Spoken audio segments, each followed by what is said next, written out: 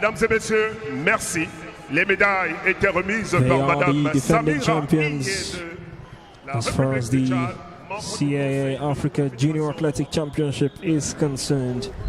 Here on the mission, here on the mandate to defend their title. The South Africans really lived up to expectations here. Your gold medalist for the free pool jump. Well, we saw them here yesterday competing, and in the interviews they had clearly delighted to partake in this championship here in Nigeria. And now they'll be going back proud that they've represented their country. Davel and Martha Nkosi of South Africa.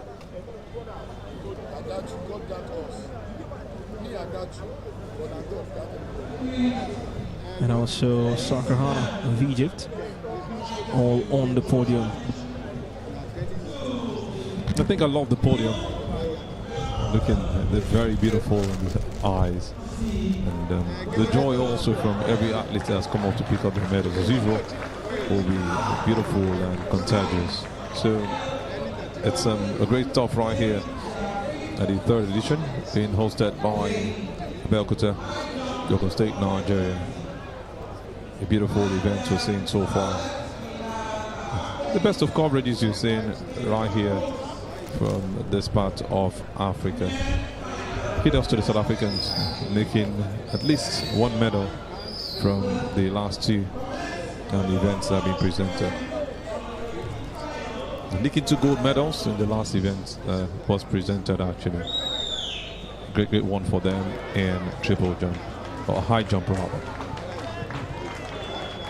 We see more of them on the podium. The presentations continue in the course of the rest or remaining days of this championship here in Abeokuta, precisely at the MKO Abiola Sports Arena. Back to the shot put final for the under-20s. This one is going to be a keen contest. The Egyptian Nabi Alma for his next draw. First glance, it doesn't look as better as his previous draw, where he looked really comfortable with his efforts in the end, but this time just a little walk back.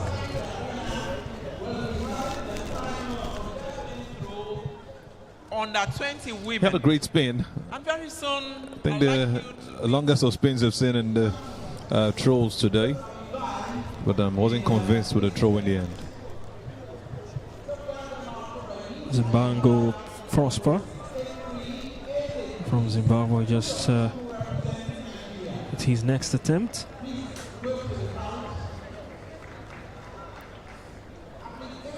Another South African also competing. Clearly I would also want to be on the podium as far as these events is concerned. Well, just to remind you, activities are going down simultaneously inside the MKO Abiola Sports Arena.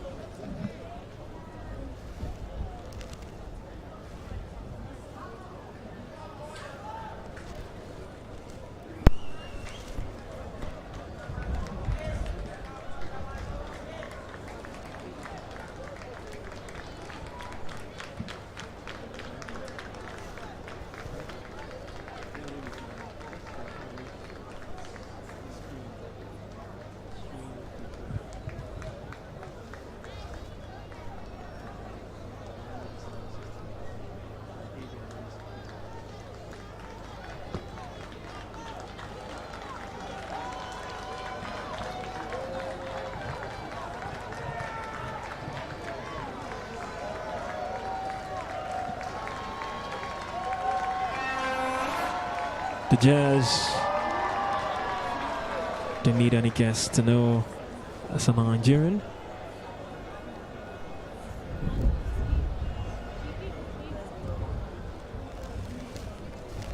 But one of the goals clearly for every outlet to have been here is to also achieve a personal best. If there's any before, you can also attempt to match or also go past your personal best.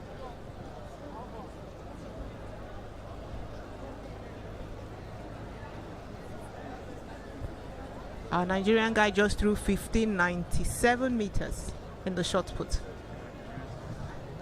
And that's some cool throw for him. I think that's the farthest we've seen today. It might be wrong, but I think he really covered the distance.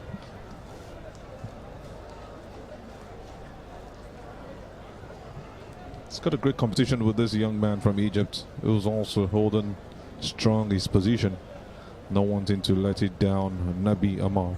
Well, he got a red. He stepped out of the circle, so that was a no throw. It's going to be really painful for him. You see his leg Clearly out out, of the yeah. circle, so it became a no throw. Is that the first no throws we've seen so far, or maybe we missed some? I think we've seen about 2 now. Some red flags been raised before now.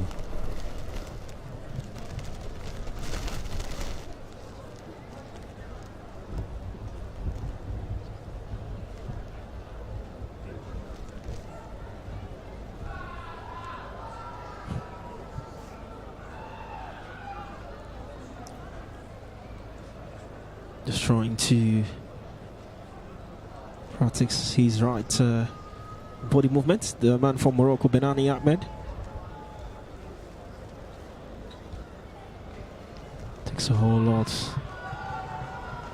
of technique and striving for perfection. Just trying to see if he can get it right. Yeah, he's practicing his technique because you really have to plant your leg properly, and the spin, you have to gauge it. Sometimes if you spin, you might spin too much and then your leg plants somewhere else. So you practice that, so you plant your leg properly so that you don't foul that.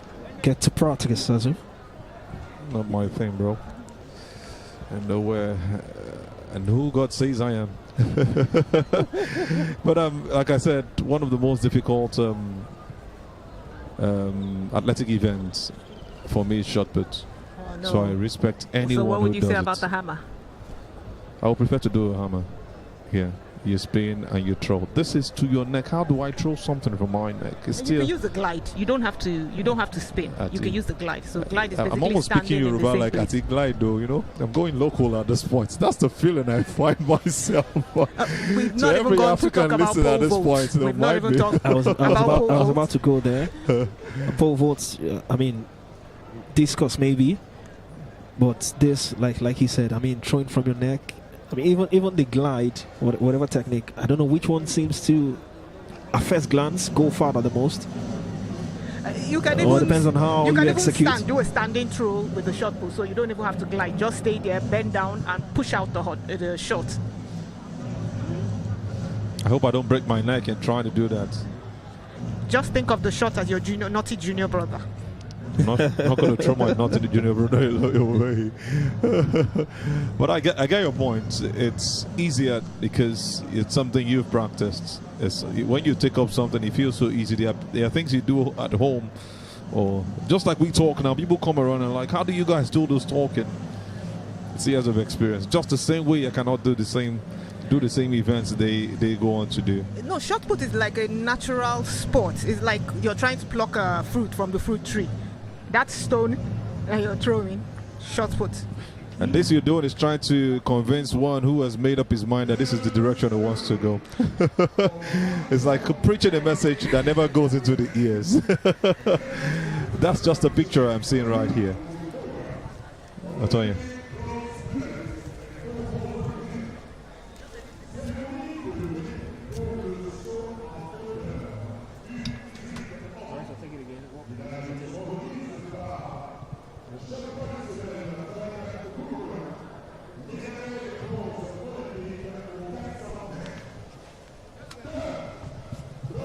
And as we go, we are going to be bringing you some medal presentation this time. Of course, the under 18 high jump man Well, this was a keenly contested one we saw yesterday, and Ikweki praised the Nigerian from the start he had yesterday. It's quite sad to see that it's going to be a bronze medal in the end, but definitely he will be proud of his performance. I love his personality. I love the charisma, the energy he brought to that contest yesterday. Ikweki praise. His medal was given to him by the African 400 meters record holder Falilat Ogunkoya. I had a handshake with him this morning, and it was a thing of joy. He was really happy. I said, praise right, said yes, great job, keep it up. And I saw that smile from his face, just to encourage him, because I saw he left with some down spirit yesterday. Oh, your silver medalist is Chidowa Tandenda from Zimbabwe. Also gave it his very best, and not enough to be the gold medalist. Chidowa Tatenda from Zimbabwe. Well, he started poorly. Yeah. Grew into the contest. And probably both of them did 2.03 meters. He maybe just had something more like an edge to give him the silver medal. Like we talked about for large parts in the last presentation, South Africa once again on the podium as your gold medalist, and this is Matteo Leroux from South Africa. He had that final attempt tries, but just couldn't match it. He was going to do his personal best of 2.10 meters, but stayed with 2.06. And it was just a great one for him. What a joy to also have a record holder like Otoya mentioned, the 400 meters record holder Falilat Ogunkoya for Africa, going on to present him with that medal.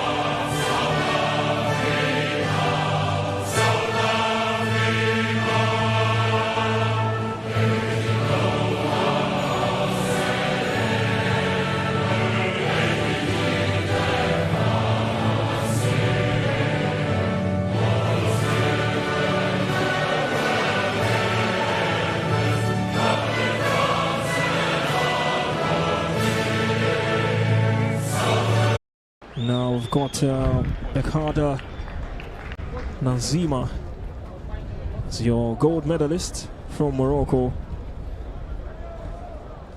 Morocco also really making a name for themselves as far as the CAA African Junior Athletics Championship is concerned.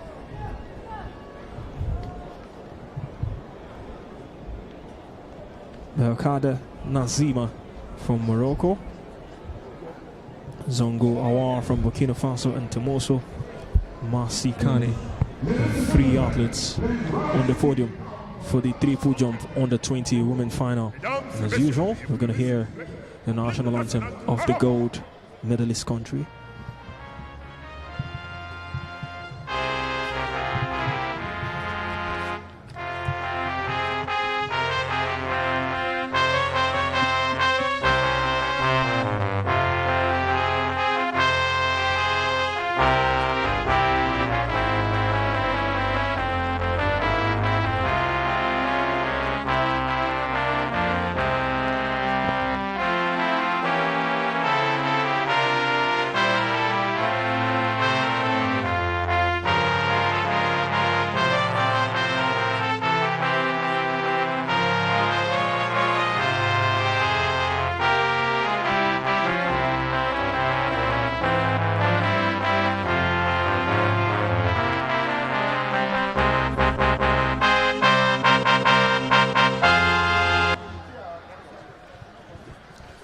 There's something about that smile of a winner.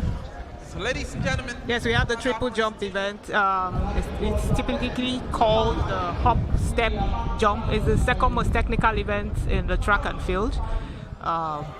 We have had the Northern Africans dominate at some point, and we had the Cameroonian, Françoise Mbango, that dominated for a very long time. She competed for Cameroon, then in the later part of her career, she competed for France. So we've had an Algerian, we've had the Senegalese also. We've had a Nigerian hold the African record, Rosa Collins, who is one of our LOC members now. So once again, the 3 medalists for the triple jump on the 20 women. Temoso Masikane from South Africa, Zongo Awal from Burkina Faso, and Belkada Nassima from Morocco, your gold medalist.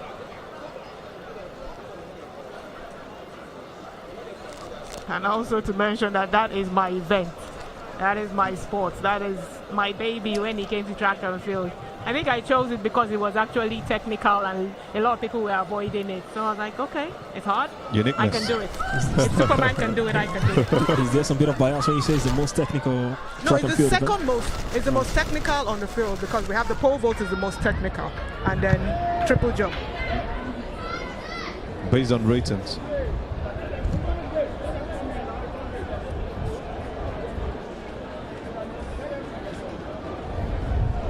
We've got the 1,500 meters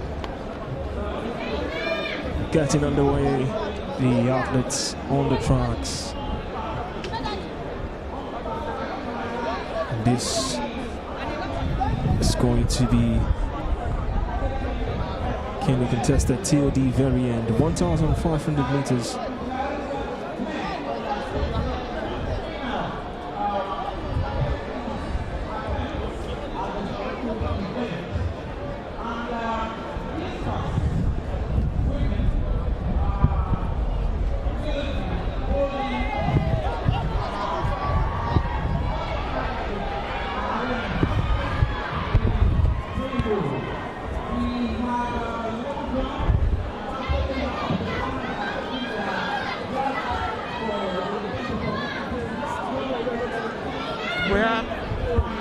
We have the 1,500 meters, which is 3 3/4 time round the track. The track is 400 meters, so they have 3 3/4 to go.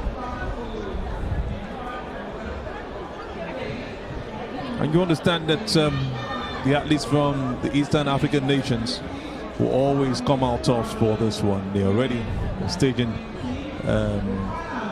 the lead, separating themselves. And this time around, they are not running like they are sprinting. They're taking their time. You see the Ethiopian also chasing after.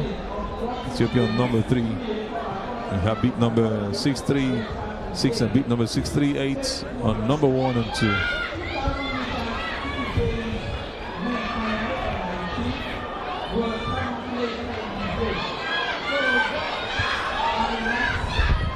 You can hear the scream from the fans supporting them from a distance as they go for the final lap. It's going to be a beautiful race and towards the end. And we see that the Ugandans are leading this pack. And at this time is where the athletes start to kick and start to separate themselves so that they don't have to struggle too much when they reach the final 100 meters. Exactly, and you can see how they are pushing really hard. Beat number 636 really leading this race at this point in time. It's going to be hard for her, but she's keeping that pace, moving into the final part of the race. We have the Ethiopian athlete, but the Kenyan athlete is fast catching up. The Kenyan athlete is fast catching up. Can she maintain that? It doesn't look like she can maintain that, but we never know what would happen. The Kenyan athlete is fast approaching. The Kenyan athlete It looks like she might just take over that position. It's really close at this point. The Kenyan athlete But she set that pace again, and she looks to have won this one. Yes. What a race we've just seen. They started it almost closely, and she had to put herself in front and say, no way, I'm going to finish this one tops. And what a way to have ended this race. What some joy she will be experiencing at this point in time. So tough a race. You might see there's something easy, but never is it a race that is run just within 4 minutes. And there is your winner for this race. Yes, the Ugandans are fast, showing themselves as contenders for the long distance, middle and long distance. And I think it will be really good. And now we are going to really have competition between the Ethiopians, Ugandans, the Tanzanians. And at some point, I know the Moroccans were also good in the long distance. And we had someone like Ilsham El Garouj that dominated the 1,500 for years. I think we'll have to keep all of those names aside and celebrate the Kenyan who has just joined it. This is a great race for her. Started slowly. You could see her trying to just find a way from the back. Almost slipped earlier, but just kept her cool and calm. And she gradually found her way through. You will almost not see her from the start of the race. But look at what she did towards the end. Chased after and chased for really, really long. But there's no way the Kenyan was going to win this one. She just had to settle for that second position. It reminds me of the race in the Olympics between Hassan, the second Hassan, and Kipyegon, fake Kipyegon. Yeah, Kipyegon. Hassan fell just at the finish line. It's a very, very... I will never forget that incident. I saw the replay over and over again. But this time around, we are happy the race is done, so it doesn't look like we're wishing anybody fall. No, that's the thing about track and field. Anything can happen. Anything can happen. I had a race, a Commonwealth Games race, where in 100 meters men, Nigeria were placing fourth. And in the space of a few minutes, the first and second, they both had hamstring injuries. And we picked the medal. You just take advantage. You just have to take advantage as quickly as possible. As an athlete, how do you recover from such heartbreak, getting to the finish line and maybe pulling something and just falling down by the finish line just before you could clinch what would have been a favorable position for you in the end?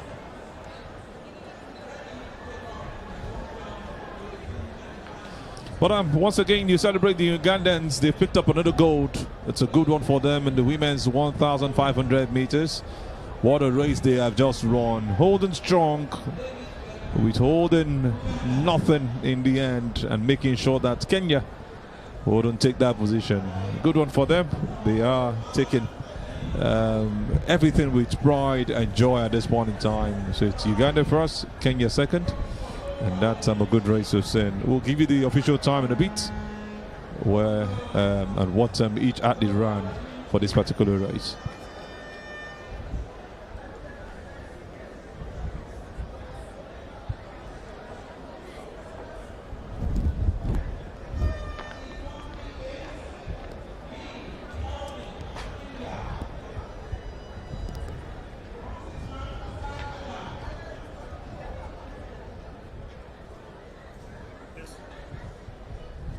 Assad Adam, Morocco.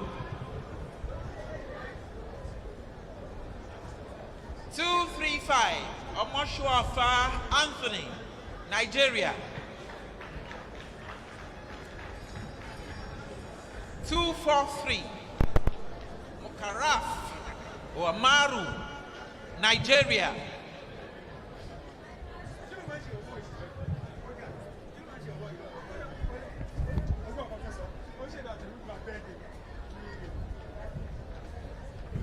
302, Torchi Mohammed Kali, Tunisia. 277, Sheidina Issa Layeba, Senegal. 289, Odo Mablo.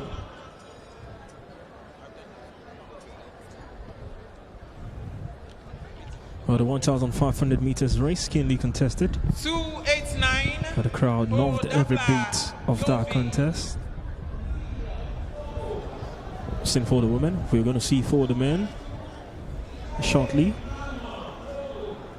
1,500 meters of those long distance races.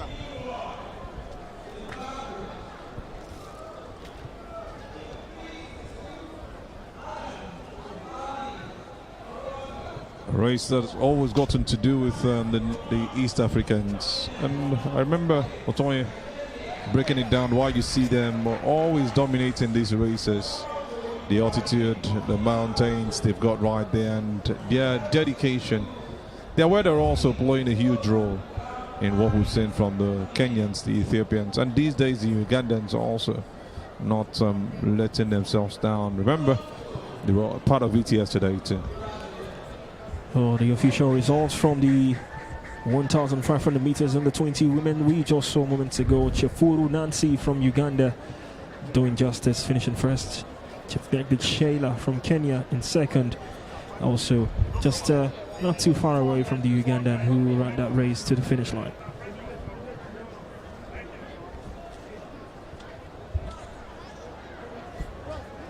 Always going to be favorites. And if we can check for that 1,500 meters, subject to ratification, that looks like a new championship record. Because the last championship was 4 minutes 10:73 seconds. So this is 10 and 3 seconds. So subject to ratification, it looks like a new championship record.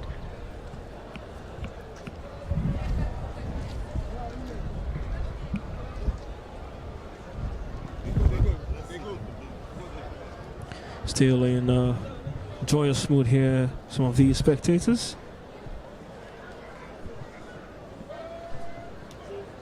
While you enjoy the event, you've got to eat something.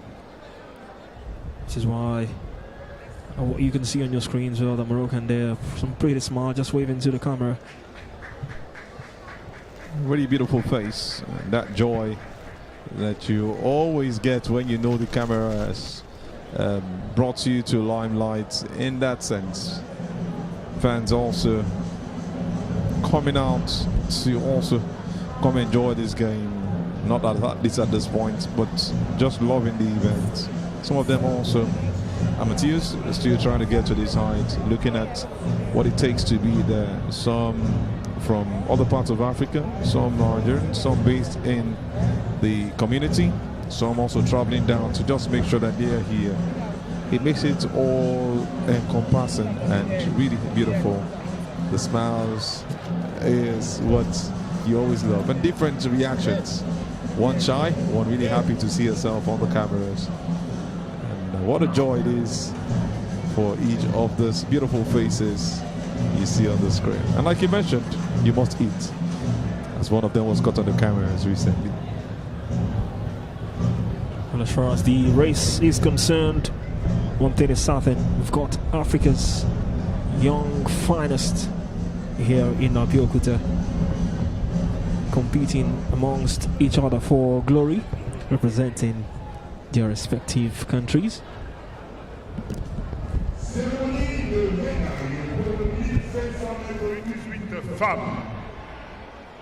Medal ceremony for the 1,500 meter under 18 women.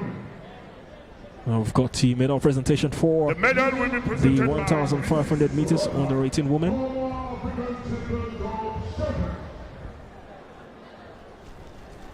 Third and bronze medalist representing Ethiopia, Desta Tadele. Now the bronze medalist from Ethiopia, Elizabeth Amare.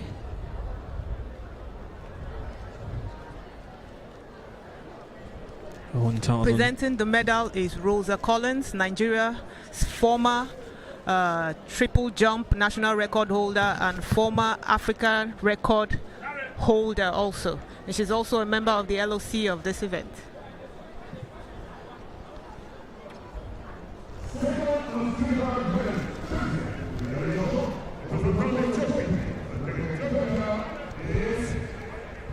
Dalahun Elizabeth. Silver medalist also from Ethiopia. Ethiopia, a bronze and silver medalist, always going to represent. These are long distance races.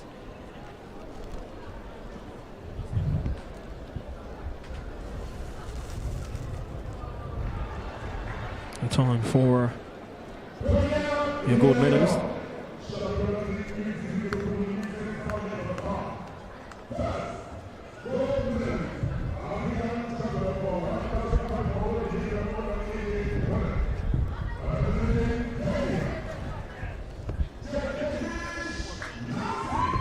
And from Kenya, Chepketich Nancy is your gold medalist. 1,500 meters under 18 women.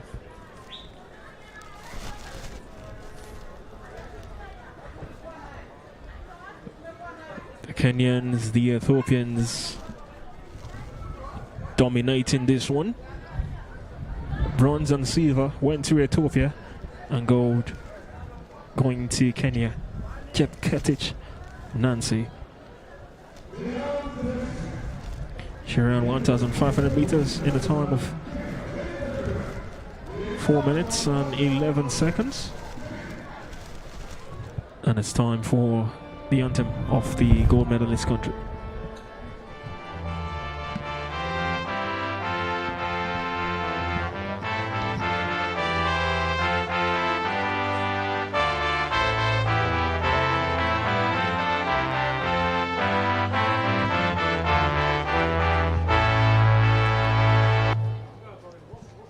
Thank you, ladies and gentlemen. Please be seated.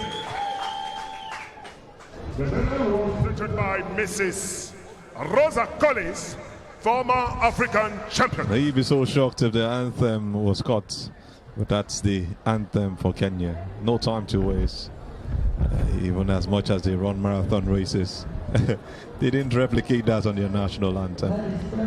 Kudos to another Kenyan. The last time it was Nancy Cherop who won it. She also won the 800 meters. But this time around we'll have a new Kenyan doing it. And what a thing of joy in between two Ethiopians, all from East Africa.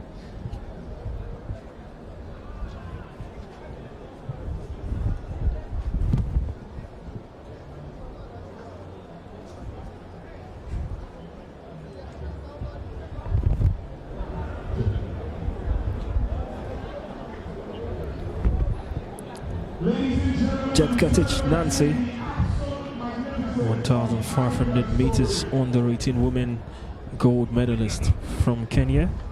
Our speed, our strength, our spirit.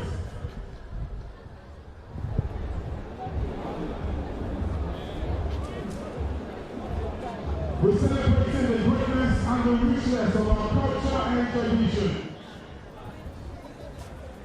Africa, we welcome you.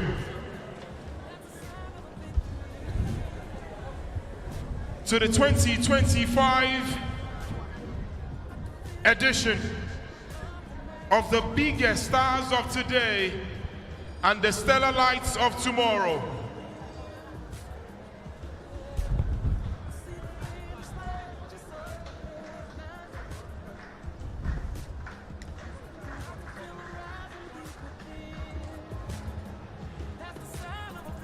Ladies and gentlemen, events of this magnitude would only bring forward the biggest names in Nigeria.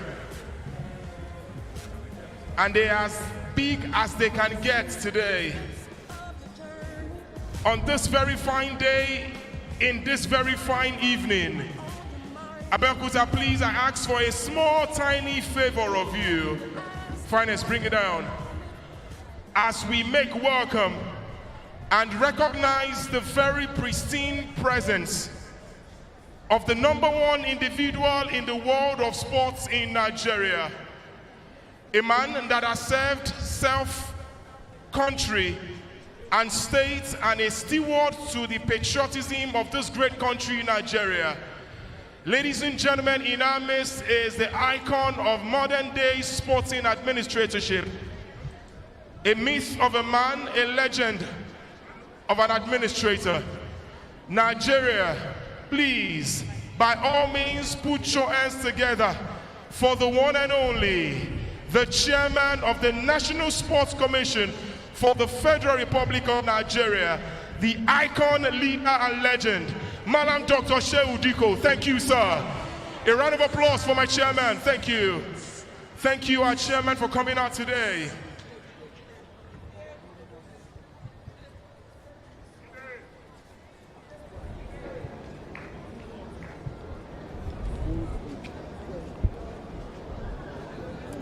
Still very much live at the MKO Aviola Sports Arena. We've got the 1,500 meters on the 20 men.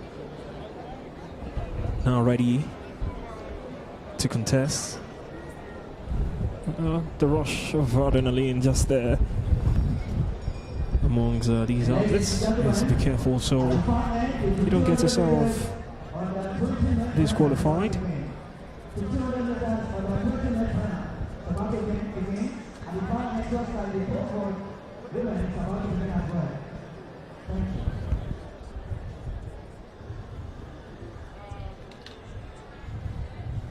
We have the 1,500 meters under 20 men start off.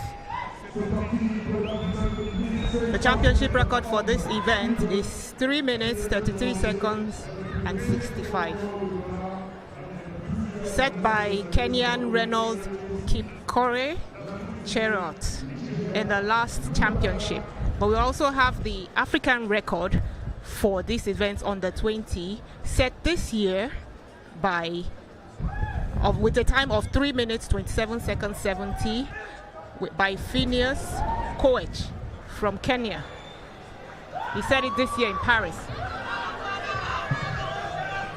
2 years ago, or 4 years ago actually, it's 2019, 6 years ago, we had Nderibe or Thurji of Ethiopia winning it. So it's a very strong competition, and you can see the names just mentioned. Uganda not giving up.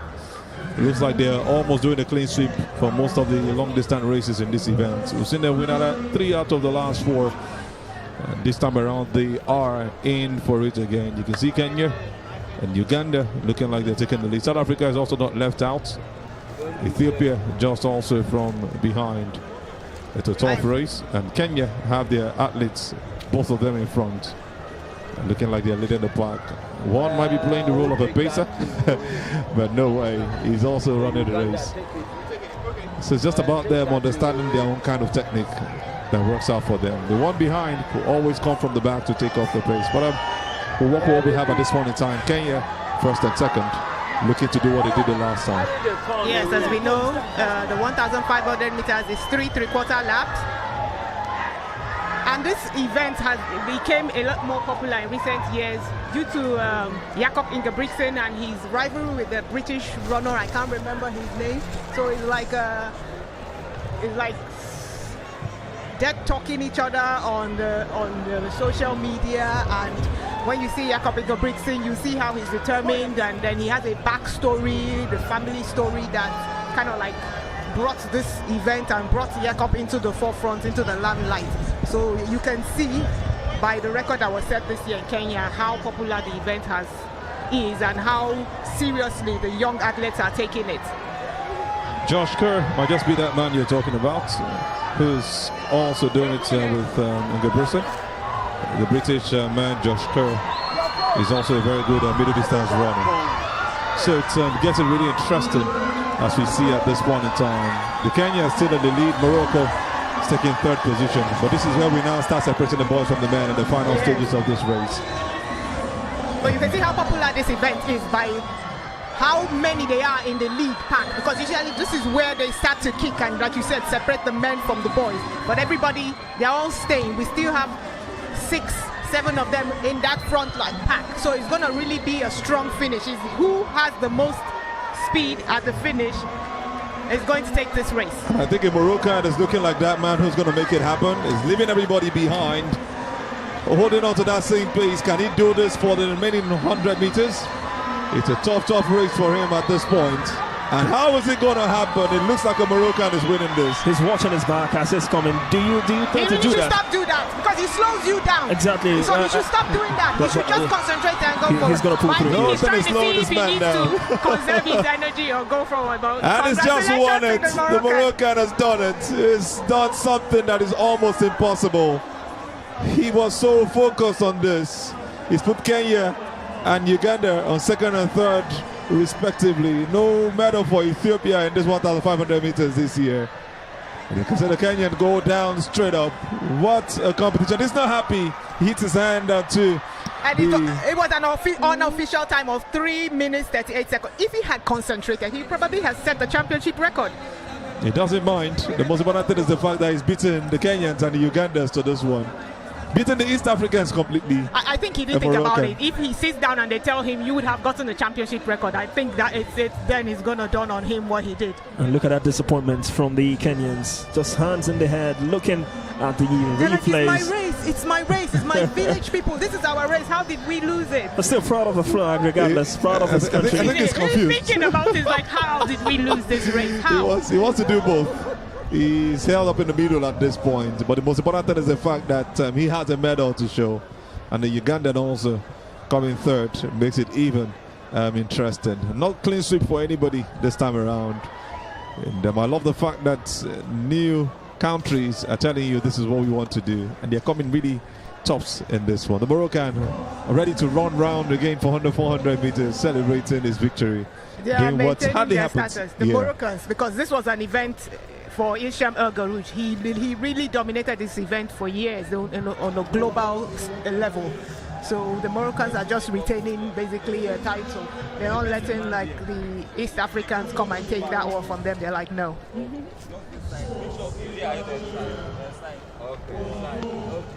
Well, this was not, as most will predict, a Moroccan.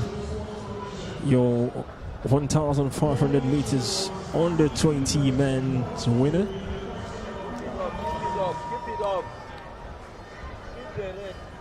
Against all the odds, he has done it here in Abeokuta, Nigeria, for the third CAA African Junior Athletics Championship.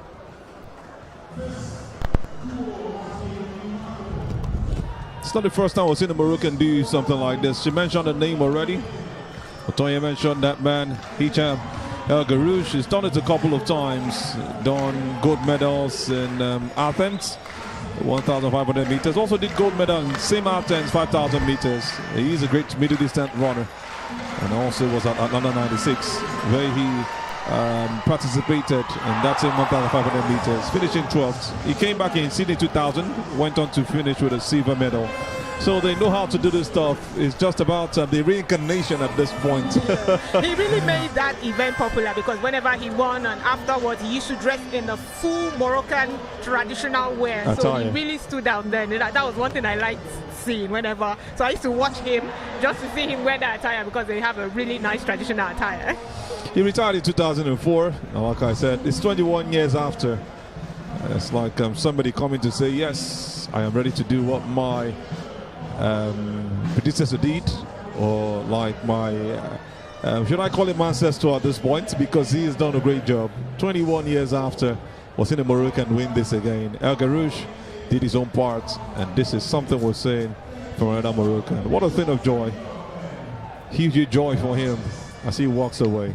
We'll give you the final results, the official results, and see if he was able to meet up with the 3.33 meter record set last year. It's going to be really difficult for him, but I think he is really close to what we saw from Reynard Kipkorir Cheproit of Kenya last year. We'll move into long jump, under 18 men's final. These are the athletes competing for this one. We've got Anthony Lucky representing Nigeria, Asad Adam also from Morocco, and this will be competed amongst 12 athletes.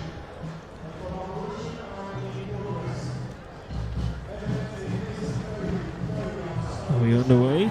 Our very first jump attempt.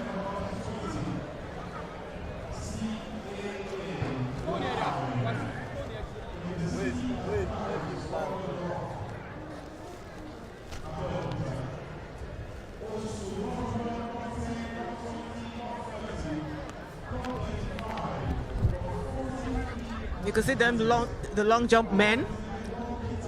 The reason why that is a no jump, because he stepped over the board. Oh, you don't want to find yourself in such a situation. Doesn't feel happy about it. The athlete from Niger still goes on to the side to get some encouragement. Knows he still has another opportunity to get it right. And what will happen is that his coach will talk to him.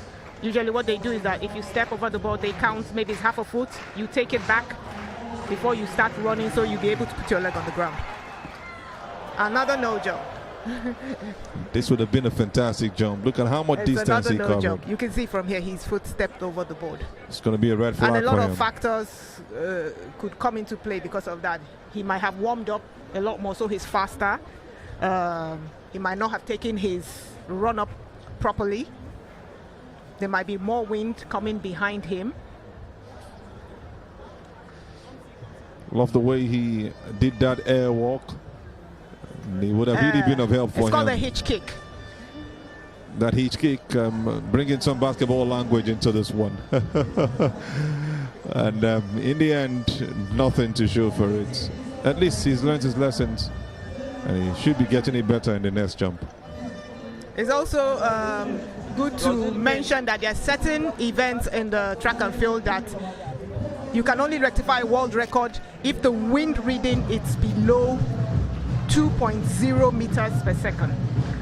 That is the 100 meters, the 100, 110 hurdles, the 200, the triple jump, and the long jump. And the 200. That win also helps push you forward. I guess that's the reason they always make this happen. Yes. And they all seem to be stepping over the board. It's like the adrenaline rush is still very much on the high. And that thing can be very upsetting. I remember Commonwealth Games in the 2010 in India, where our two, the Nigerian long jumper and the Canadian long jumper, who were both friends coincidentally. And you know, for the long jump, when you're more than 8, they take your first 3 jumps, then they pick the top 8, and then those top 8 continue the remaining 3. And the 2 of them were favored to take a medal, and 2 of them did not register any jump in the first 3. So they were kind of like, didn't go in for the finals. So sometimes you have to make sure that your run-up is good in such a way that you should register a jump the first 3 times. Those first 3 jumps, you must register a jump. And that's what we are looking forward to, seeing that they will get it right with the next 2 jumps. Another jumper at this point, running up on 2, make it happen. I think he puts his foot right. Did almost 7 meters. The run-up was brilliant. Kept on with that pace. That is a good jump. You can see his foot on the board. That will read about 660 jump. You know, we jump on what we developed this ability to be able to read and calculate almost accurately just by sight exactly what somebody jumps. But that was really, really close. He would have just stretched that left foot forward. I would have seen a brilliant ending to it.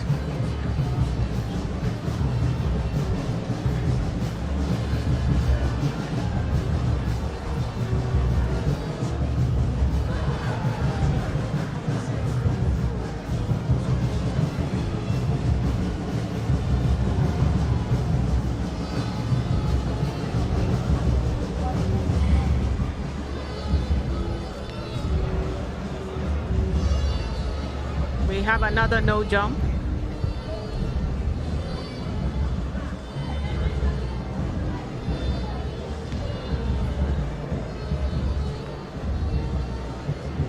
Clearly, he was trying to be careful, and in the end, being over careful set him up for this.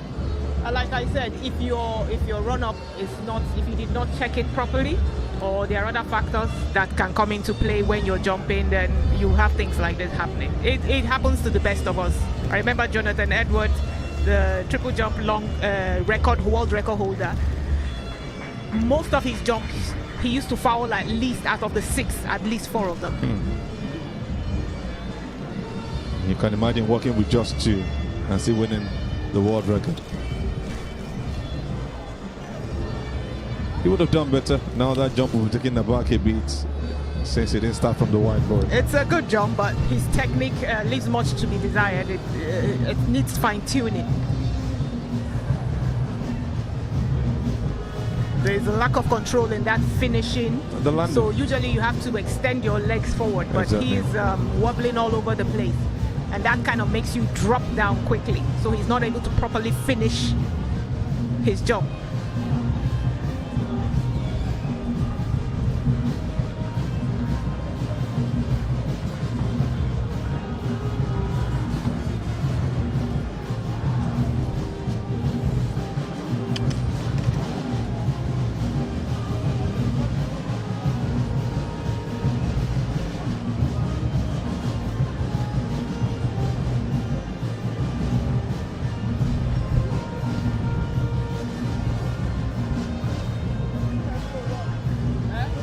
It's time for the Moroccan to come do another jump.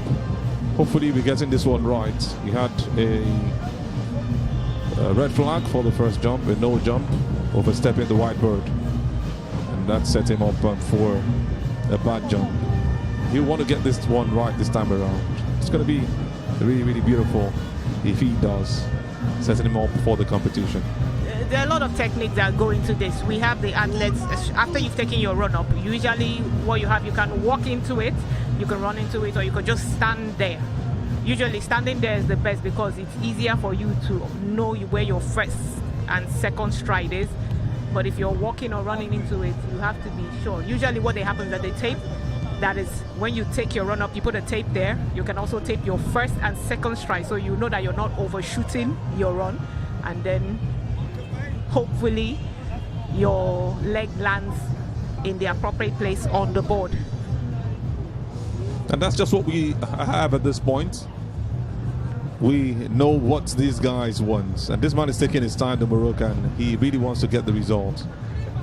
He really wants to get the results, and he's trying to get the motivation from the Moroccans in the crowd. You could hear the claps, and that's what he needs at this point in time, trying to soak up the pressure and be as light as he can. Yeah, this is one of the events where you can solicit the assistance of the crowd. They can clap for you. If you ever watch any of the international games, you will see they do that a lot. It helps kind of set a rhythm for you.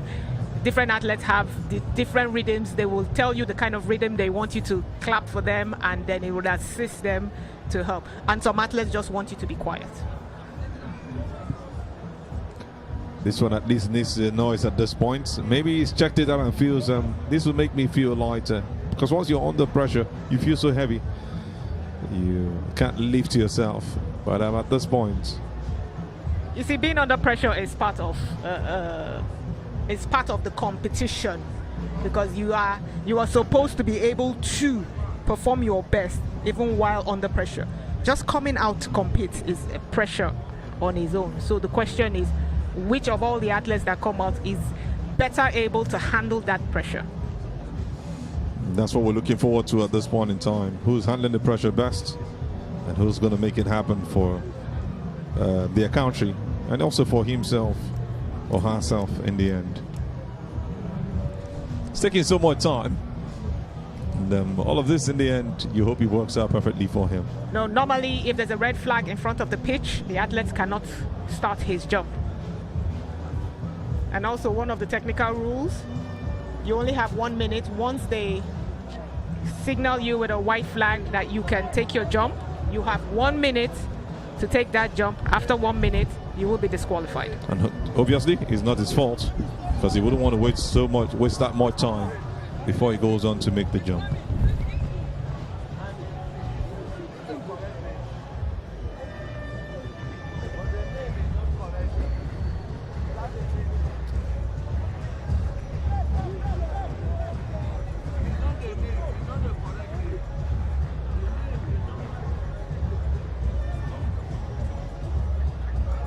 A little fun fact about things, the little things that jumpers do. Usually when you get on a track, you want to know which side the wind is blowing, whether you have a headwind or you have a tailwind. So if there's grass around, you will see the athletes prop the grass and throw it in the air to see where the wind goes. Is that something that is very light, that the wind can move it? You want to go cold, because that will really affect his delivery. You just hope that it doesn't affect it at any point. If he was going to do a 6.8 and he does a 6.2, he could tell you this is the reason why it happened that way. Like I said, you won't want to say luck, but it's the time and chance. If your training is there and you just peak at the right time, and like pains, you're not feeling anything. Although, funny enough, most athletes that do records usually do it with one form of semi-injury or the other. Oh, that's a no jump. If you could see, his foot was over the board. That was almost close to a 7 meters. Close. Clearly the red flag has been taken up. Then for the second time, he's getting it wrong. He did a great jump.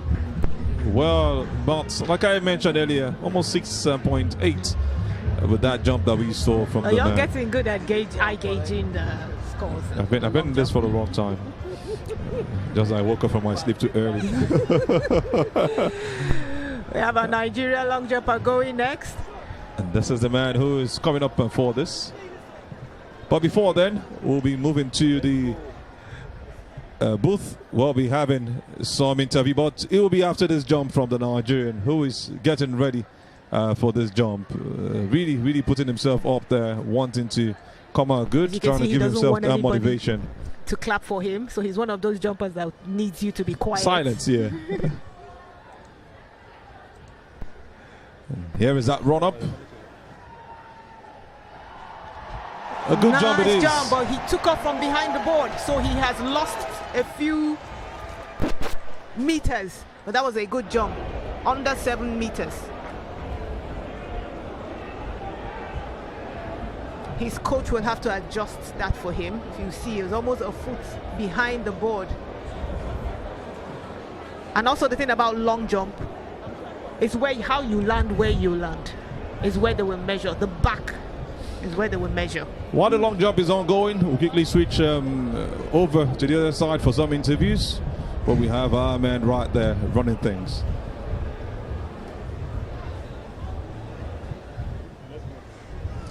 I mean, as a former Olympian and also former African record holder, triple jump women, seeing what these amazing junior athletes are doing, does it bring back any memories at all for you?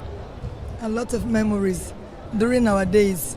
So we are here now to encourage them. That's why I came. Another thing to note is how significant is this for the for junior athletes in Africa, as it were? What does this mean for them? How significant is a championship as this for them? It means a lot. We are so happy that I'm blessed that they brought this to Africa. This is the 3rd edition, and we are going to continue like that until we'll go international. Of course, we are international already, but we are very excited that this is happening. And we say many thanks to those that put it together, especially the president of Athletics CAA, Kakalba, and then the president of World Athletics as well. We are so happy to bless and have them all. All right, thank you very much, and amazing job you're doing. Thank you so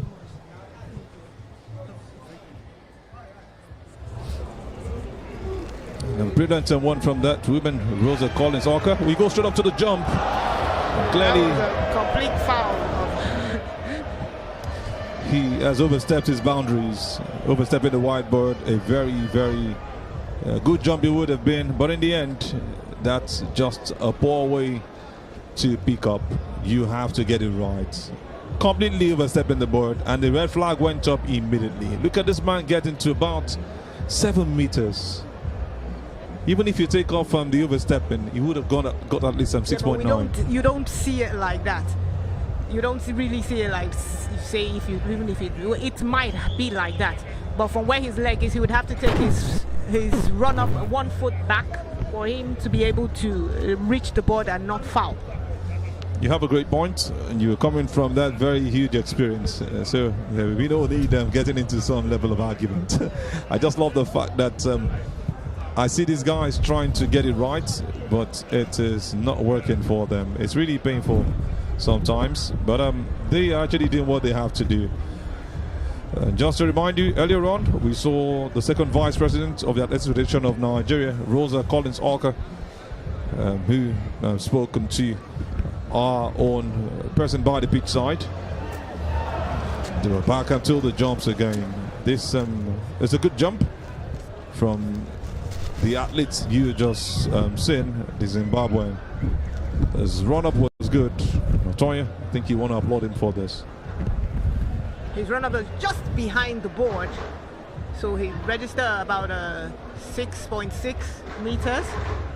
His finish is a little bit short. He caught his leg back, so he kind of like shortened the final phase of his jump, so it probably cost him a few meters. Now, in the long jump, it's good to note that it is where your body touches in the back that they will measure. So if you jump and your hand falls back, they will measure where your hand is. So you have to have a proper technique and proper landing to make sure that your Exactly. body moves forward when you land. It's just, it gets tougher when you listen to it. But the beautiful thing is the fact that the athletes are understanding. We've got a South African getting ready for this one. Jaden Furey is the man. He wants to win a medal right here. And he gets a perfect And move. he gets spot on the board, and this is over 7 meters. Little over 7 meters. That's a good jump. That's the best jump we've seen today. One of the best, actually. We'll confirm if there's anything better. And I love the fact that, like I mentioned, the South African looked so poised for this, and look at what he has delivered. Right jump on the whiteboard, and suspends himself in the air. Good finish. You see how he takes out his hand and whips it quickly just before he lands. Good leg extension to make sure he maximizes that leg to make sure he reaches as far as possible. Really a beautiful thing, and something you must love to see from a great athlete. Congratulations, at least for now, to the South African. He feels really happy. The camera is still very much on him. That's the man who has done it. Jaden Furey for the under 18 long jump men final. Yeah, but like we say in the jumps, it's not over till you take your last jump. Exactly. We're having on the South African getting ready for this. Beep number 251 is the man we are looking to have at this point. We want to see how he's going to go about it.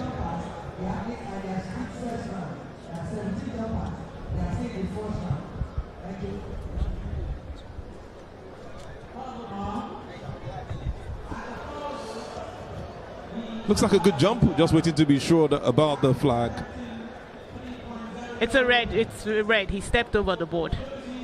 He stepped over the board. You can see it on there. I want to see the replay to be sure. But yeah, one of the things you have to at least watch this time out. around, I want to argue with a professional. No, you have to. You have to look. I didn't look at his feet. Oh, clearly over the board. I'll tell That you, would have been a good jump. this is the So last you time we'll can be see having that a he's conversation on whether he oversteps the board or not. And then he made a good leap, suspended well in the air, and he would have been another South African getting something right. Hopefully he has another opportunity to right his wrong. Like I said, most of the top jumpers usually tend to foul, and those are the ones that tend to be speed jumpers, because then your stride, depending on how fast you are, your stride length tends to change a little bit. So if you warmed up a lot from when you did your first jump to the second jump, your stride might have increased a bit, which will make you overshoot the board. Because really it's all beautiful. We love what we see right here. African athletes, the under 18s, doing so well. And time for the Ugandan to do it. The one I call bend it like Beckham, but this time around if he bends, he might miss it out. Autumn David Beckham is his name, from Uganda. Bib number 829 is the next to make a jump. You know his dad must have loved Beckham so much. The David Beckham we know from Manchester United, who also played for LA Galaxy and Real Madrid. Some of the top clubs he played for. One of the owners of Miami Heat. There's the Miami Heat. Oh, I've mixed some basketball right now with some football at this point. No football when we're doing athletics. Exactly.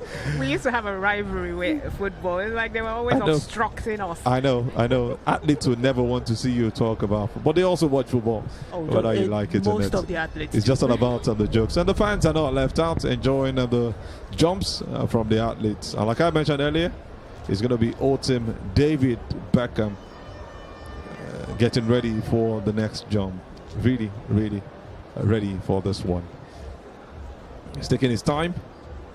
Surely the judges must have told him to slow down. They're trying to do 1 or 2 confirmations before he makes that run and takes the jump. We see in our camera one of Nigeria's gold medalists in the 2020 Sydney Games for the 4x400 meters relay. We got that gold medal when the US was disqualified for doping offenses. Exactly. This is some blessing in disguise. That's why you don't say no. That's why you don't give up. You don't know what to come out to become in the end. Yes. And that's what happened for Nigeria at the time. This is why it is good. It's the doping is taken very seriously, because you take the glory that somebody else would have away. We're getting ready for the 3,000 under 18 girls. We're getting ready for their event. They want to make that run, and it's one very interesting event that you also want to witness, the under 18 3,000 meters. You can see them in their numbers. They don't have to go on their tracks. They just stay where they are and wait for the gunshots, which has been hit right now. The under 18 women's 3,000 meters. Another very interesting middle distance race that you want to see at this point in time. The race has started. We've got Ugandans, we've got Kenyans, we've got Ethiopians in this one. All of them are coming all out for this beautiful race. Taking it really slowly.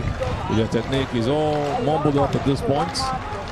But gradually, you see the Ugandan leading the pack and checking the time from the start of the race. Just 200 meters into the race, actually. So 3,000 meters is 7.5 times round the track. We have the Ugandans here. Like I said, for me, whenever I see 3,000 meters, I always think of the Ugandans. So let's see what they can do here. We also have all the other East African countries, the Ethiopians and the Kenyans. I believe we have the South Africans there also. The more the merrier, if you ask me. This time around, they are dominating. You have lots of Ethiopians. And, you just have a feeling that maybe one of them will come out tops. Looking to give the Ugandans a shocker in this particular race. Possible? Yes. One of the things you want to, as a runner, avoid is getting boxed in, because as we saw yesterday with the men, they were boxed in so much that there was so much shoving that people were pushed into the field. So you want to avoid that kind of thing, because somebody could trip you off and you could fall, and then you have to come up. I remember Hassan did that in one Olympics, and she came back to actually win that heat. Anything is possible, but you want to avoid having to fall and having to now push to now catch up with the other runners. We had Nancy Cherub win it in the last event for the under 18 girls, 3,000 meters race. We also had Joylyn Chepkemoi also come second from Kenya. This is some brilliant stuff that you see them do. There's still more to come. We're looking forward to seeing who's going to do the wonders this time around for the 3,000 meters under 18 girls, an event that sets you up on your feet. Remember also in 2019 it was Kenya dominated, first and second. Zena Jemutai Yego winning with a time of 9 minutes and 13 seconds. Deborah Jemutai also coming second from Kenya, and Teha Amari of Ethiopia finishing third. Maybe there'll be some twists this year, but those questions will be answered on the track as they take it step by step. As expected, you see the East African countries running a pack. What they want to do is that they want to stay close together and not let them pass them. As we see, the Ethiopian runner is actually leading. Most of the athletes tend to avoid wanting to be the one pacing the other runners. So we have the Ugandan runner leading the pack, and some of the other runners have been left behind. So in front we have Uganda, Kenya, Uganda, and the Ethiopian runners.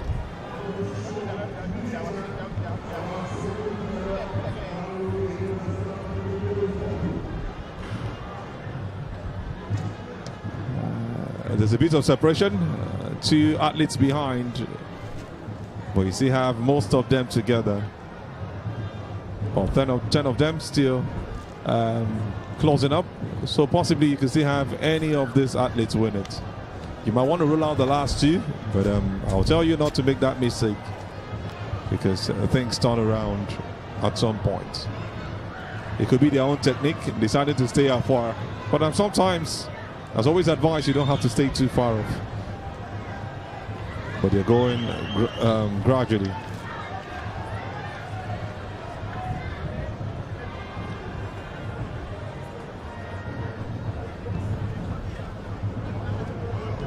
still have the 3 Ugandans, the 3 Ethiopians, and the 2 Kenyans in the lead pack.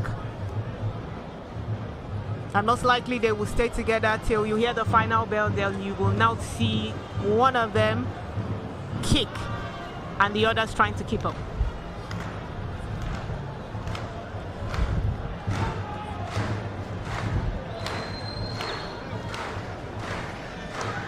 Consistency is what makes these race champion. It's what makes you a champion from races like this. The middle distance race dominated by Kenyans in the last 2 events. This time around, they are also leading the pack. We have Ugandans, we have Ethiopians, all in the mix, and it's getting even more interesting at this point in time.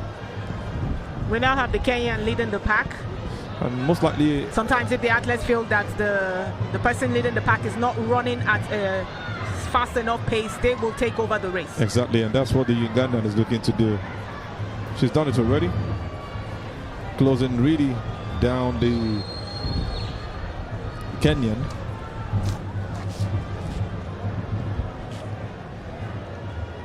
And she's done it just by an inch.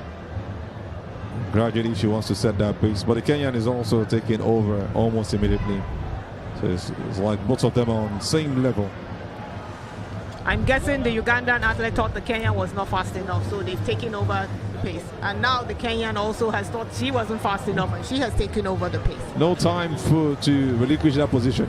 That's all they are trying to make us know at this point in time. Holding strong from start to this point, at least where we find them.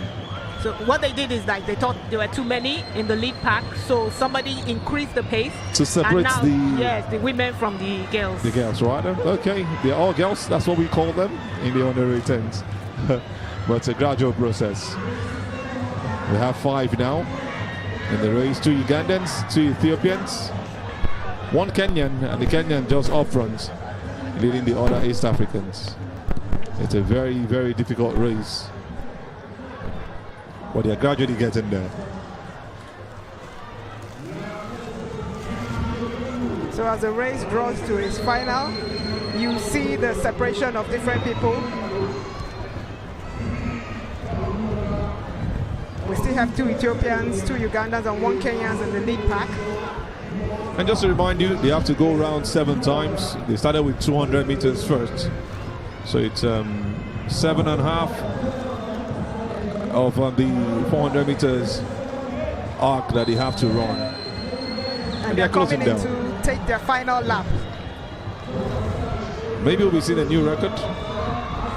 We saw 9 minutes 13 seconds in 2019.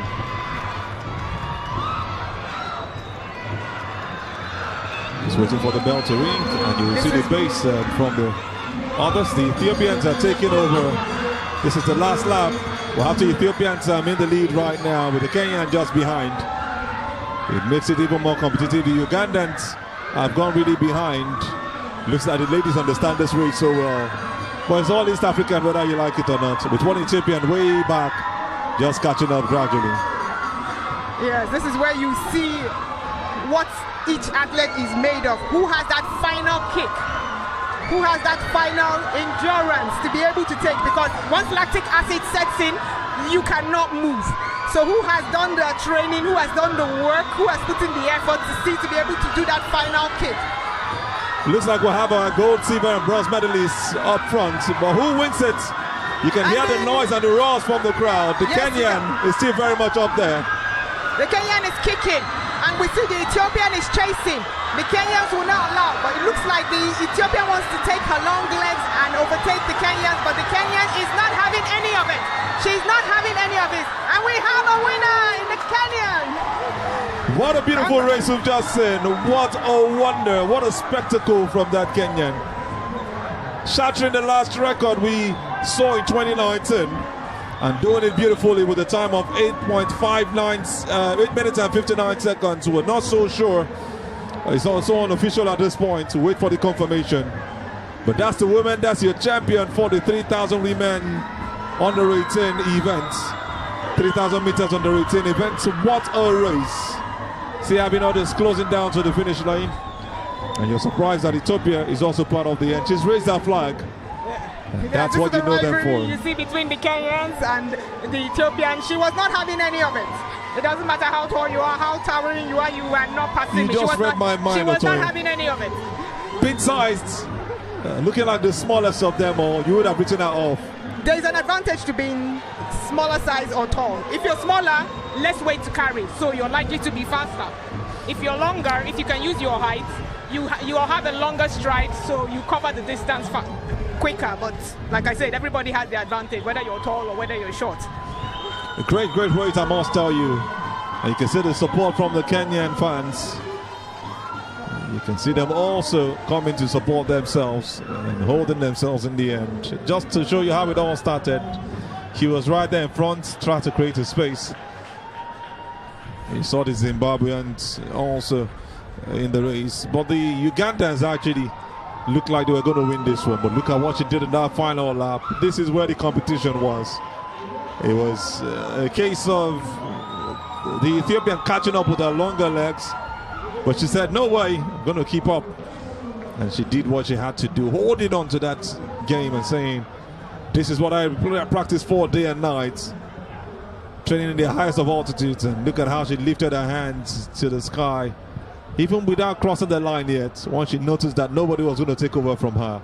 Otoye, what a race we just said. A middle distance race that has shown us the best of it. The underrated 3,000 meters for women. Yes, it's just like Tiger Woods popularized the sport of golf.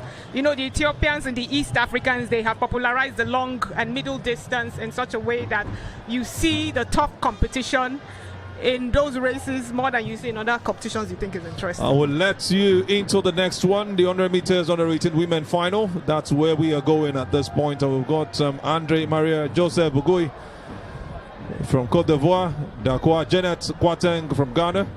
We've also got Jagade from Nigeria. Some of the athletes and you'll be looking forward to seeing in this 100 meters for the women. It's really interesting. You see the Nigerian South African also competing for this one. What a race we have up in our hands at this point in time. Really going to be interesting and beautiful, where it's going to be sprints, totally different from what you saw the last time. It's going to be all pacey from start to finish, and you cannot actually say this is your winner for this particular race. So we have the record in this 100 meters under 18 women's event, held by Nigeria's Faith Okosi,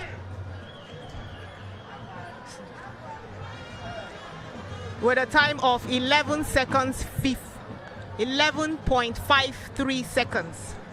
So that's the number to look out for. 11.53 seconds, held by Nigeria's Faith Okosi, set in 2003's championship. It's going to be really interesting having Nigerians, as they did so well in the heat yesterday, coming out here now to show what they are made of. It's going to be a great one for the semi-final, I tell you. We spoke about a couple of them earlier today, and it's really just the way to go at every point in time, showing what you know how to do. Nigerians here and there for this 100 meters race, and just making it really a race to see in the end.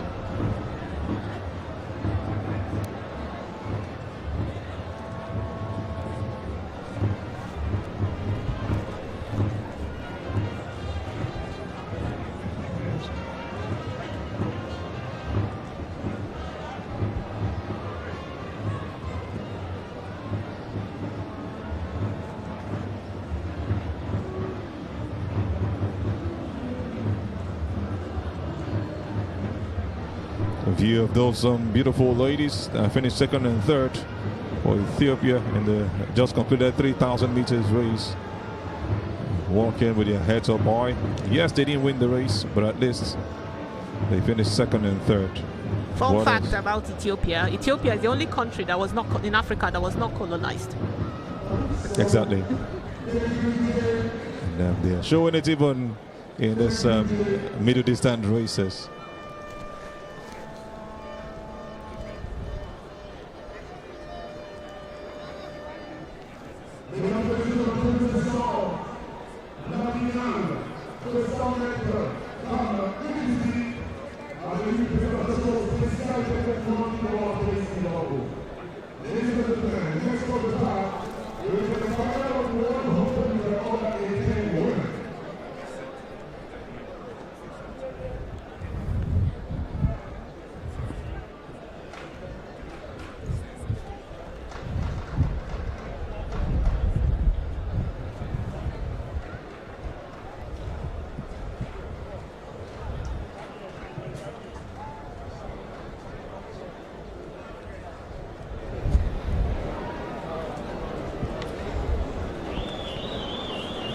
Beautiful view. The fans are not left out. They are also enjoying every beat of this. And I'm sure they are anticipating what is coming up next for them at this point in time. They want to see the 100 meters, and they also want to see their ladies do well in this one.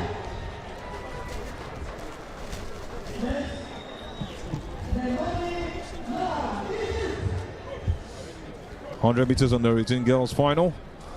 We're getting ready for this. Like I mentioned earlier, we've gotten a couple of them ready for this event.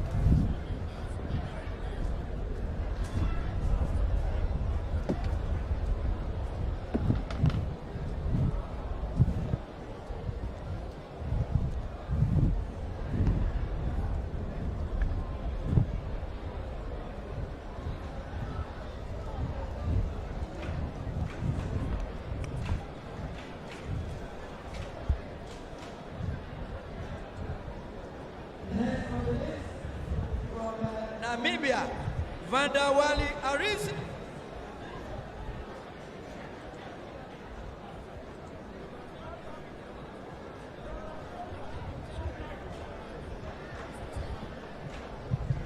If you just join us, you're still right here at Belkuta, where we're having the CAA Under-18, Under-20 African Athletics Championship, the third of its kind, where we're having a combined event. And I tell you, the fans have really been filled with so much entertainment, so much joy, so much ecstasy. And I'm sure they will have something to say years to come from what they have witnessed. South Africa looking like they want to dominate again for the third straight event, 2019, 2023, and now 2025 right here in Nigeria. Well, having the athletes been introduced, they're getting ready for the final race, the Under-18. And that's your Nigerian also looking forward to doing what she knows how to do best. Win this race. It's going to be a tough one for her. She will be having that feeling that it is possible.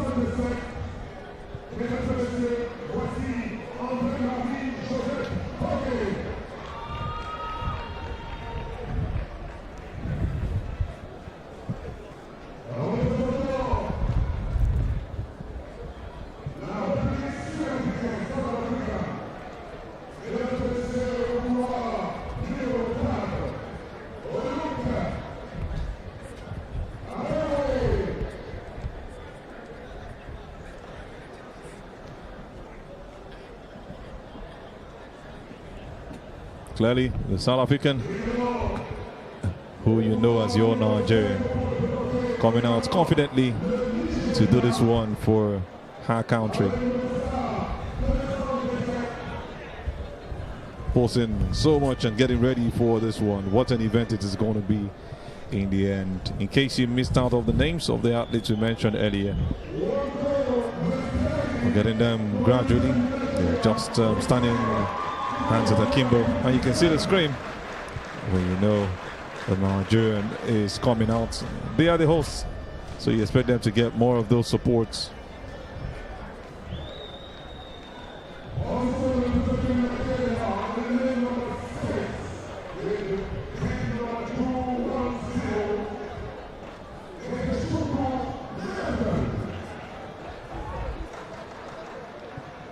Just to confirm to you for the women final, I mentioned Andre Marie Joseph Bugui of Côte d'Ivoire.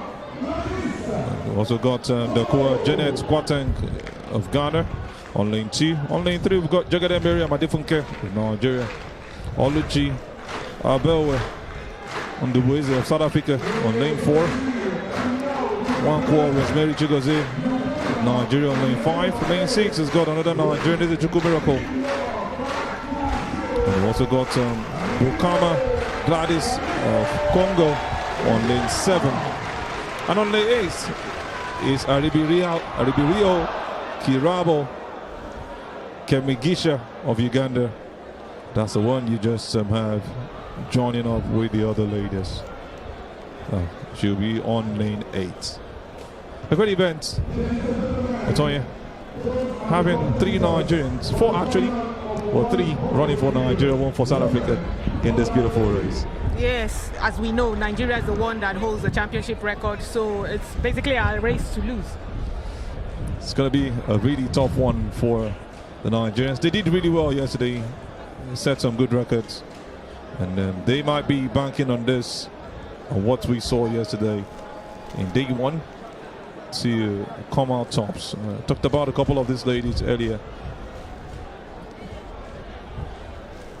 And they're going to be looking to do what they have to do in this event. What a race we're looking forward to. Yes, we are. We are really expecting much from Adefunke, Rosemary, and Miracle. Had some great races yesterday for Nigeria, winning their heats. And this time around, they want to do the same thing right here. They can make it a clean sweep for us, so we will have Nigerians, all 3 of them on the podium. On the podium. What a race is going to be. It's going to be really difficult. We've seen some of these performances from these girls yesterday. And remember, the last event for the under-18s, it was won by the Nigerian, Faith Okwose. And we also had Justina Tiana winning silver, with Rebecca winning bronze for South Africa. So gold and silver still with Nigeria. Can they defend it? This time around they have an opportunity to win gold, silver and bronze. And also in 2019 they had some great races, and that's the mindset they must have come here with for sure. Wanted to do what they did the last time.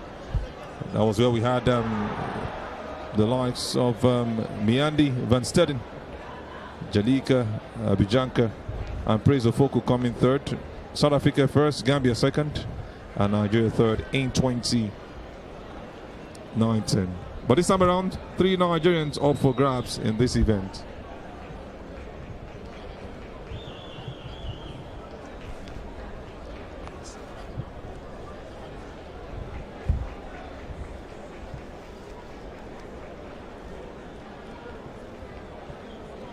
Just waiting for the information so they can get on the line.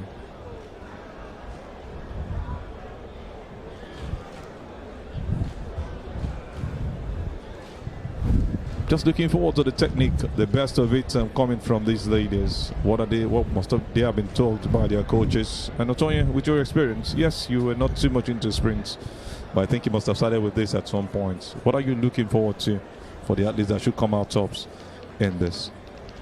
Speed is actually the foundation for every track and field event. So you want the athletes, first of all, you need to not beat the gun, because it doesn't matter how fast you are. If you beat the gun, you're going to be disqualified.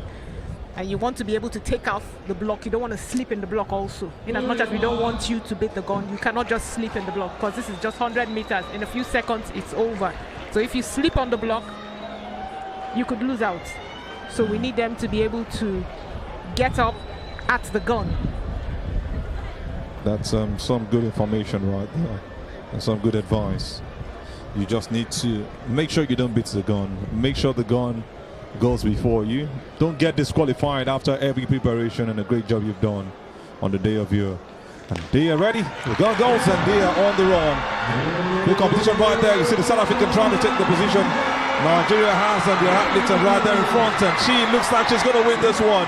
Oh, we're going to have a clean looks like a clean sweep for the Nigerians. As predicted by Antonia, it looks like it has come to pass. I called it. We have a clean sweep. Nigeria on the podium. Isachukwu Miracle looks to have won this one. She's celebrating like no other. It took a miracle to win this race. Exactly. Beat number 2-110, or 2-110 rather. Isachukwu Miracle running round, running all the way, celebrating like it's all ours. What a victory, what a victory. And look at the fans not keeping quiet at any point. Nigeria 1, 2, and 3. She's just going to cry her eyes out. Tears of joy. All three holding themselves. The mascot is not going to be left out of this one. Go straight up to meet up with the girls. And I must tell you, it's a Chukwu miracle. Nwankwo Rosemary Chigozie and Jegede Miriam Adefunke have done the job. Congratulations to the Nigeria under-18 women. Just to give you a recap, and she pulled out from the back, looking so strong alongside the Bukama Gladys. She pulls out just before the 50-meter mark, continues to hold on to that speed, and very close to her was Nwankwo Rosemary, who finishes second. Third and fourth, we had a Nigerian also finish fourth for South Africa in that sense. Oluchi Abewa Ndubeze coming really close, slugging it out with Jegede Miriam Adefunke. It was a close call, but clearly she stood her ground and said no way. Yes, like you said, Nigeria was basically 1, 2, 3, and 4. Just to make sure if you are in Nigeria and anywhere else, you are still going to place. Just have to move from there now to what we have for you. Another 100 meters race, the under-18 men final. It's going to be another interesting race to watch out for. The best of guys who had held their ground. And we have it on lane 1, Ialazi Tichepo. On lane 2 is Besenga Caleb France. Lane 3 has got the Nigerian Adeniji Adeola Muiden. And lane 4 has also got another Nigerian, Egbon Destiny Chinedu. On lane 5 is Jaden Foray. Tell you, on lane 6 we've got Mokona Mana Vela. And on lane 7 is Buhadila Yasser. And on lane 8, another Nigerian, Igbibije James Clifford. 3 Nigerians again for this one. Yes, but we have the championship record being held by a South African, Waina, with a time of 10.47 seconds. We're looking forward Typically, to... you find more challenges in the men events. Exactly. I'm not saying that the women's zone is not easy, but men have been doing this event since time immemorial. So you tend to have even more heats. If you look at the stats, you have more heats, more men doing the sports, more heats. So it's more challenging for the men. So the men have a lot to prove here. A real lot to prove. And we are seeing what they've been able to do. And we're looking at what they can do at this point in time for the 100 meters. They've now moved on to the final. It was the semi-final they came through with yesterday. They ran earlier today, and time for them to show their best and prove their mettle. That's what everybody's waiting for at this point in time. Can they do it? A big question that remains to be answered. The under-18 men final, in case you're just joining us, is the under-18, under-20 African Athletics Championship. Just to give you the result once again, is it Chukwu Miracle finished tops with a time with a number 1 as a position. Nwankwo Rosemary Chigozie finished second. Jegede Miriam Adefunke finished third. Oluchi Abewa Ndubeze finished fourth from South Africa. Just to confirm that Nigerians had a clean sweep from 1, 2, and 3. And we'll be going to where the girls who finished first, second, and third. We'll be speaking to our man Manny just as quickly as possible. Manny, please take the floor. Under 18 women's final for the 100 meters. I don't know if this has ever happened before, but I mean, I've got Mary, Rosemary, and Miriam here with me today. I mean, tell us your preparations to this event. How did you prepare, and how did this happen from the heats down to the final and the winner in the end of the day? My name is Miracle Ezechukwu. I have been preparing for this competition so far. I have been training for 3 months now, and I thank God for my performance. In the heat, I did 11.79, and I was grateful for that. Then I prepared to do 11.5, but I did not see the time. But thank God for everything. How does it feel like, running together with your compatriots, in this race today and coming out top? Is there a slight competition amongst you all? Yeah, for my teammate, she's my teammate, and 2 of them are my teammates. I was a little bit nervous because 3 of us coming to the final and the South African girl. I was nervous, but when I finished race, I was like, wow, I did it. Rosemary, let me come to you. You came second. I mean, how was the race for you? I was so happy because this is what I wanted.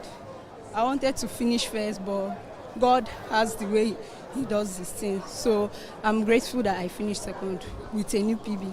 Not forgetting Miriam, who's also here with me. You came third. Any slight disappointment from you? Yeah. Because I prepared to run a better time to better my previous PB. So, but I thank God we make the podium. Well, these three athletes doing Nigeria proud when it comes to the 100 meters. They've done so well in the final, first, second, and third, and we hope to see more Nigerians here on the podium. Back to the races on the tracks. Thank you so much, Manny. Great job from the athletes. Three of them. The one who finished third said she felt a bit disappointed. And that's none other than Jagada Miriam Adefunke. She will want to do better than her personal best. So let's go back until the races. There's 100 meters for the men final, the under 18s. And they're going to be introduced one at a time. We've got the Botswanan pausing for the cameras and giving you all the swagger that he has got as he gets ready to come out of the walkway. On beat number 045, Yalati and Chepo gets the roar from his supporters. The Botswanan takes lane 1. The one who takes lane 2 is beat number 180, Besenga Kele France from Namibia.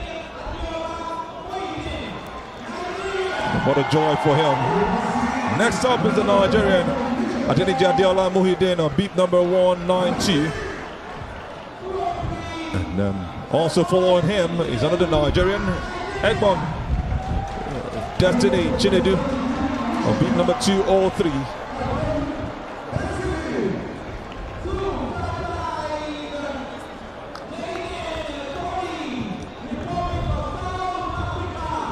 He's got a great competitor who's going to be up next.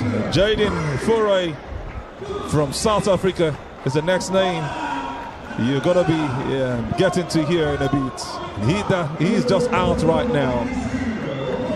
Very much ready to compete against the others. And also a South African following up for this one. Mokona Manavela is his name. He is very much ready for this. Jumping with so much confidence. And beat number 015 is Boadila Yasser, the man from Algeria. Takes a walk calmly. Has no time for the paparazzis.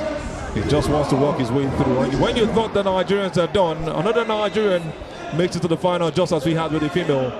BJ James Clifford on beat number 213, taking lane 8. We'll be also looking to do what the female counterparts did.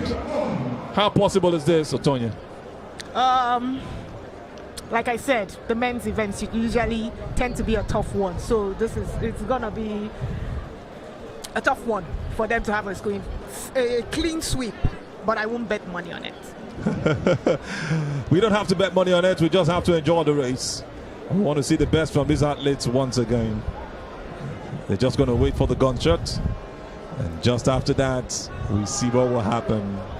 How fun it will be that none of these three guys from one country, the host nation, not finish on the podium. Would they be forgiven? Well, I think the South Africans are favored to win this one. But like we said, you know, it's not over till you cross the finish line. It's never over. We got that man, Jaden Fofore, has a personal best of 10.73, which he ran this year in February. One of the guys being looked at, but we've seen guys with better numbers. Most likely, they will be the ones to give him some run for his money in this race. The Nigerian guys, this young man looking very poised for it. And beat number 192 has to be that man who you cannot take your eyes away from. Adeniji Adeola Muhyiddin. He had a great race yesterday, and he will be looking to do the same today. But surely, it's now where you separate the boys from the men. This is that kind of a race where you know who is best. It's the final, and all you've done behind has brought you here. Well, you now have to do one better to be able to get to that height that we knew you for before now. What a race we're looking forward to. Yes, and usually the host country tends to have an advantage if you have an athlete there. It's like a kind of like a boost to the athletes when you're the host country. So if our under 18 men can actually use that to their advantage, then who knows? A clean sweep or even 2 is still possible. Where do you see? It's just 100 meters, 10 seconds, and around 10 seconds. Maybe we'll be seeing a top turn again. Oh yes. Very difficult, but possible. And once you do a sub 10, you're seen as one of the elites when it comes to a 100 meters race, and that's what the men are looking forward to achieving. Most of them have this on their mind. Some just want to win the race, some just want to finish on the podium, while some just feel like, I'm in the final already, I've participated enough. It's about mindset and how much you've put into this race. So we're calm. You just have to sit back, relax, which even if I know it's going to be difficult, and witness this race. They'll be moving to their tracks on the beat and get the gunshot before the takeoff. Hopefully they don't have any case with false starts, just as we saw with the females. Easy run, one time take, and everybody ran till the end. I think we're seeing a bit of leniency in these races this time around. Green cards instead of red for almost every athlete since day one. I think that was because it was a technical fault. They were probably equipment failure, so you give a green card and won the whole athlete. How about the fact that they are just younger athletes? Thinking they also put that into consideration. The rule is the rule. Okay. Toya must be a very strict teacher. No, the rule is the rule. That's how it is. If not, everything you will have chaos. Exactly. You just have to stand by the rules so you don't have double standards. Because we have athletes that are this young that probably have a stronger mindset than even the senior athletes. Exactly. So, and like you said, this is a mind thing. It's a mind thing. You see, when you have delays like this, it kind of works on your psyche. So the athlete that mentally can, withstand all that and still run, don't beat the gun.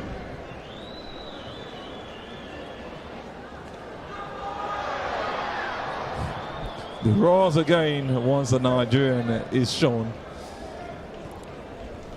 on the cameras, on the big screen. The fans cannot hold back. It's really an interesting race, I must tell you. Another rule that it goes into the 100 meters is that people have to be quiet, especially around that start, because you do not want any sudden noise that can trigger the athletes to run, because they can protest that and say that it wasn't my fault. And they got a shot. They are up at this point. It's a competition. The South Africans need to be taking the lead. Botswana is also very much right there. It's a competition, and it looks like we have a South African winning this one. The Botswanan also not staying behind. He's done it for his country. And that man on beat number 266 has won it for his nation. Mokona Manavela is the man who has won the gold. Lutson is zooming from the stats. And closely followed by the man who finished second from Botswana, Yalati and Chapel. What a race. Just a recap of what we saw earlier. Close competition from start, but he separated himself clearly. And you can see how he went on with that. Two South Africans actually finishing first and second. And you think you have a Nigerian come third in this race. The man on lane 8, Ibibide, James Clifford, just waiting for confirmation. And he's confirmed it. He's celebrating at least the bronze medal. Two South Africans finishing first and second, showing you what they know how to do. I mentioned his name earlier, Jaden Foro, he finishes second. Mokona Manavela finishes first. And Ibibide, James Clifford finishes third for Nigeria. We called so it. Much joy for him. We called it. We called it. It was almost obvious that it was going to be hard for them to finish first, second, and third. Because you could see what the South Africans had done during the heats. The heats could kind of let you know who is more likely to win the finals. And now we've seen the South Africans take first and second, and Nigeria, as always, still on the podium in third place. What a race we've just seen. A beautiful race from start to finish for the under 18 men's heat. The 100 meters. We saw the heats yesterday, and this is the final you've just witnessed. That man who just won, Bokona Manavela, around a time of 11.38 intentionally, but this time around he paced up, and like I said, he was unassuming. He ran on the same heat with Ibije Clifford, and that's a man who also ran 11.44. Both of them held it strong this time around, and just to show you, that's beautiful to show you what we have. Now we go into the 100 meters under 20 women. We've got Botswana very much represented on lane 1 again. Motsiwa Same Amanto. Cote d'Ivoire on lane 2. Dawa Ange Elakla. And just on the other athletes also to follow, as we are enjoying the best of races from this. It's just an interesting race, and more surely to come your way. On the 20 women's 100 meters final is what you are up for next at this point. It's a beautiful race, and it's really gonna be interesting to see. Pelosi, a Nigerian, win again for the women. Would he be a South African just like they did in the last race? Or the Botswana also very much in this competition. Questions that will be answered once the races kickstart. You cannot speak about it, you just have to watch how it goes down, and surely enjoy every bit of it from start to finish.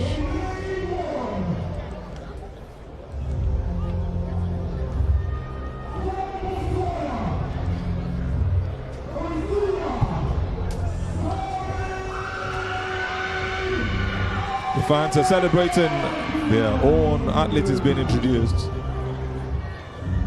It's a thing of joy for them at this point in time.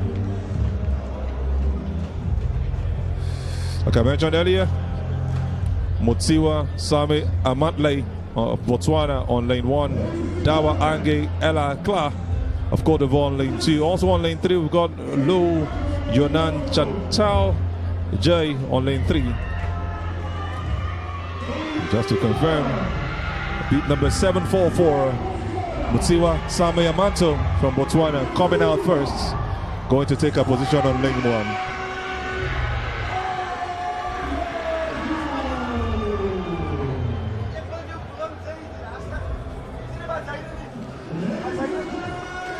Very much I'm ready for this, looking so young and innocent.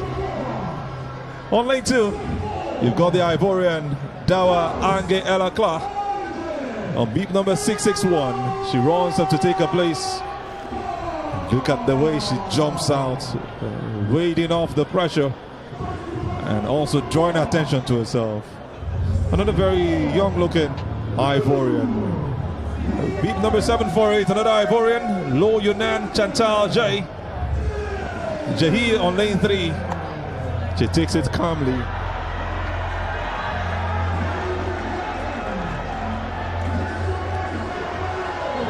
See the fans also screaming. Surely the fans love the ladies. We're on home turf. So you're going to see the gingering of the crowd. And exactly, lane 4, Scotland Nigerian, beat number 956, Wankwan Lucy Chiamaka takes that position. Didn't have the best of heats yesterday, but qualified to the final. She will want to do it this time. Lane 5, another Nigerian, and that's none other than Weke Chioma Cynthia. She raises her hand to the sky. And, a surprise for you, or maybe not, for the third time in the 100 meters races for both men and women. We have another Nigerian, 3 Nigerians in the final, and this is none other than Bakwante Chika on lane number 6 with beat number 952. She takes it calmly. Next up, he's a South African on lane number 7. And she is on beat number 701. Name is Anat Hope Vermark. Calmly she walks out, no need to run. That confidence is what she's displaying right there. And we round off with lane number 8. Botswanan started it on lane 1, and on lane 8 we've got a Botswanan Majama Setuya Bulai, beat number 752. Rounded it off on lane 8. 2 Botswanans, 3 Nigerians, 2 Ivorians, and 1 South African. It's about who wins this race at this point in time. The question will be answered right here on the racetrack. 100 meters, under 20 women's final at the CAA Africa Athletics Championships for under 18s and under 20s. The 3rd edition combined. Who wins this race? A big question that will be answered in a couple of seconds. Yes, we have the championship record set at 11.45 seconds. But we also have the African record set at 10.97 seconds by Christine Mboma from Namibia. The championship record is held by Nigerian Tima God Bless at 11.45 seconds. And we have 3 Nigerians at this race. Can we make it a clean sweep again? It's going to be answered in a couple of seconds. Really tough. They have their eyes on the Nigerians for what they did in the first race. And like I said, just 4 nations represented: Ivory Coast, you can also call them Cote d'Ivoire, Botswana, both having 2 athletes each. Nigeria, the host nation, with 3 athletes, and South Africa with just 1. Hanat will be hoping, just like her name, hope, to win this race among some other athletes as she comes as a standalone. They're taking their time. You can look at the innocent face of that lady on lane 1. Botswana, Same, and Mantley, they get on their tracks. And the eyes is focused on the finish line. Sprint races, one of the most difficult. You have to be consistent from start to finish. No errors. You have to do as much as you can to avoid false starts. Yes. All eyes are on the 3 Nigerians to do a clean sweep again. The race has started. It's like a slow pace. You can see the South Africans looking like they are taking the lead. You can see on lane 3, Yonan Chata Jehi, and the Nigerian has won the race. Congratulations, Nigeria. It was almost a clean sweep. The Nigerian has won the race. Wicked Choma Cynthia takes advantage of her height and her pace, putting them together. She waves to the crowd. She celebrates with her beautiful smile. Wicked Choma Cynthia has just done it for Nigeria. Another gold for the women. She runs round with the flag. And just a recap of what we saw earlier. She didn't look like she was the paciest, but she leaves the others and just a bit later, coming out to tops just as the race went on. Just as a 50-meter mark, she separates herself, and it's clear Nigeria finishes first and second, with the South African finishing third. From lane 3, you've got Lu Yunan Chantal Jehi. She was leading the race at some point in time, an Ivorian rather, finishing third. Yes, as you can see, Nigeria won. She had good technique, like you said. She took advantage of her height, but she had very good technique, very good high knee, and she maintained her speed to the finish line. That lady, don't forget her name for the great job she's done for herself, for her nation. Wicked Choma Cynthia beat number 951, and the 3 Nigerians celebrate whether the other is going to be on the podium or not. She celebrates alongside the others, and that's the spirit of sportsmanship that you expect from all 3 of them. Beautiful race from the 3 Nigerians, but 2 actually finished tops, with an Ivorian coming as number 3. Celebrating the best of ways. That's the lady who finished second. Beat number 952, Bakwate Chika, doing so well for herself. Pacing out and keeping that pace. Just escaping that one with an inch to just finish second. But it's still a great job from Nigerians. We have Nigerians in first and second and in the fourth. We were almost there, but it's still a very good result. Congratulations to the Nigerian under-20 women. Almost replicating the under-18 performance where they had first, second and third positions. We'll be having them on the podium pretty soon, if not tonight, tomorrow. And it's going to be really, really interesting to see how it pans out at the end of the day for Nigeria. The future is bright for Nigerian athletes, and they've just done what they know how to do best, winning races. And when it comes to the Nigerians and 100 meters, the expectation is very high because that is like our own long distance. We're like the Kenyans in the 100 meters. So the expectation there was high and they did not disappoint. They did not disappoint. We have to switch quickly to pitch side. We've got Mani right there with Mukona Manavela, the man who won the 100 meters. It's been so competitive here at the MKO Abiola Sports Arena, and I have with me here the South African Mukona Manavela. What a race. How are you feeling after that? Well, obviously I'm feeling great. It was a good race, but job's still not done. Still need to get ready. You need to go rest and get ready for the 200. Well, I saw you here, before this race today in the heat. You spoke so confident that you want to make it to the finals. And how does it feel accomplishing that goal at the end of the day? Well, of course, if you want to be one of the greatest athletes, you need to have goals. So I set the goals for myself. When I achieve them, I'm happy. So I'm very happy that I achieved my goal of winning the 100. But still, at the end of the day, job's not done. I need to go to the 200 and also win over there too.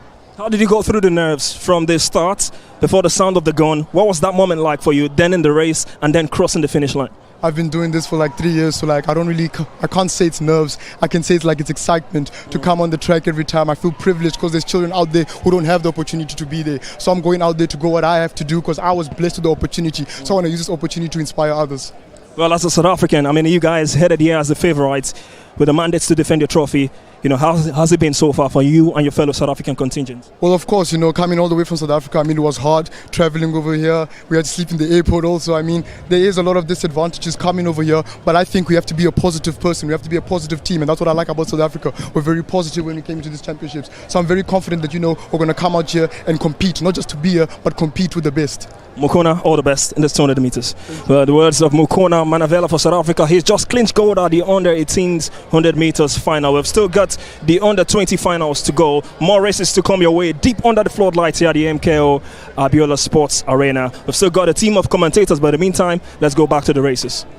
Thank you, Mani. A great job from that man, Mukona Vela. Did a great job outpacing every other person to finish top in the under-18s 100 meters, and now we're looking at the under-20 100 meters and who will be going on to win this race. That's the next event we are waiting for. You can see the fans still very much in some frenzy mode, enjoying every beat of the event and showing their joy as the event is currently ongoing. It's back-to-back entertainment, back-to-back races. Sprint races actually, where you have the best of them showing what they are made of. Nigeria almost nicking all the awards as far as females are concerned, under 18 and under 20. First, second and third, and first, second respectively. It's going to be so much of them on the medal table. That's what you want to see, most likely, for the lover of the hosts. They are doing what they know how to do best. South Africa have also been very brilliant, wanted to do a clean sweep for 3 straight years. It's time now to have the athletes for the under-20. Botswana again represented right here. Beat number 870, walking out for the 100 meters under-20 men. He takes that walk in some huge confidence, and that's what you expect from an athlete who really wants to win a race. Next up is Ghana. He has his hair whipped and is coming in with that confidence that he's going to do something wonderful right here in the final. What a race we're looking forward to at this point in time for the men. Next up is that man from South Africa. He also takes a move. Mozambique actually picked up Mozambique. He is also very much ready for this event. Beat number 976. We have Zimbabwe next on beat number 649. taking a walk out. And he takes a light jog. South Africa is next. Running all the way, wanting to do what his compatriots have done on beat number 726. That's a man who also wants to win this race.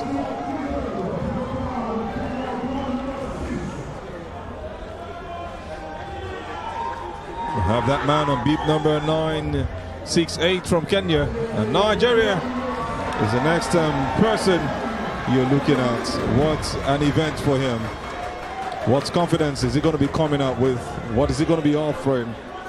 He's got a couple of guys to battle with. He had a great race yesterday. And on beat number 773, some of the athletes making it up. Another Zimbabwean taking a walk, not having to rush himself at any point. That's what you want to see with athletes at every point in time. It's the 100 meters on the 20 finals. And what a race we have in our hands at this point in time. I'll tell you, the men are ready.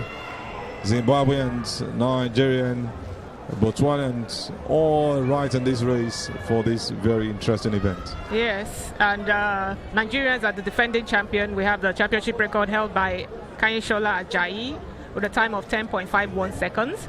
But we also now have the African record for the under-20 men being held by Lesedi Timbogo at a time of 9.91 seconds. That man is already one of the biggest names in Africa at this point in time. Yes, he is. Timbogo, you hear that name and you wonder how you're going to go past him in Africa.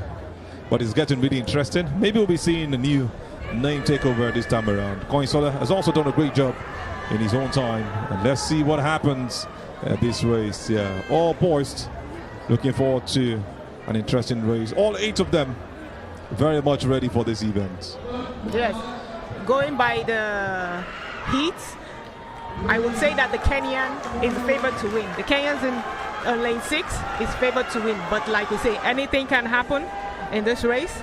But we're watching for the Kenyans because it's even the Kenyans that hold the African record for the 100 meters men. Looking forward to seeing this one. And this is where Kenya will be looking to show again that they are good at this. We saw them do it yesterday in the semi-finals. And this is the final for them. It's going to be really tough. Oh. Got some false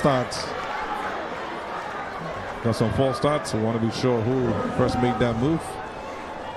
I don't know about statistics, but I will bet that you have more false starts with the men event than you do with the women. What do you think? Adrian Rush is that man on lane 8 who has made that false start. Zimbabwe is just praying if he's going to be allowed another chance. He's really praying at this point, hoping that he will be forgiven. It's not a prayer thing. That is what it is. It's a rule thing. And you know, once you move that way, every other athlete wants to follow. And so lucky, all of them get a green card. The Zimbabwean takes that deep breath, showing that sigh of relief, giving another chance to life as far as the 100 meters final is concerned for the under-20s. He's living to fight another day. And this is the day. Run in this case. Living to run another day, you mean. But I tell you, it's an event that we are looking forward to. Speaking as someone that used to run 100 meters, it is nerve-wracking. You could hear your heartbeat. If you're not able to, yes, you could hear you literally hear your heartbeat. So you need to be able to mentally use that in such a way that you would run and not let it hinder your running. You could also say it could be heart-wrenching if you finish not where you expect yourself to, or maybe you miss your step. When you start a bit late. And the gun goes. Start run right now. All athletes almost on the same level. The pace has been set. And it looks like lane 6 has won this one. Yes, we called it. And the Kenyans take the 100 meters. They're showing that they're not just long distance runners, they're also champions in the sprint. I can call Tonya the staker. She called it and it's come to pass. Beat number 968, the Kenyan has done it. Runs straight up to his coach. His coach also runs to him. And you can see the celebration from the crowd. Really wild at this point.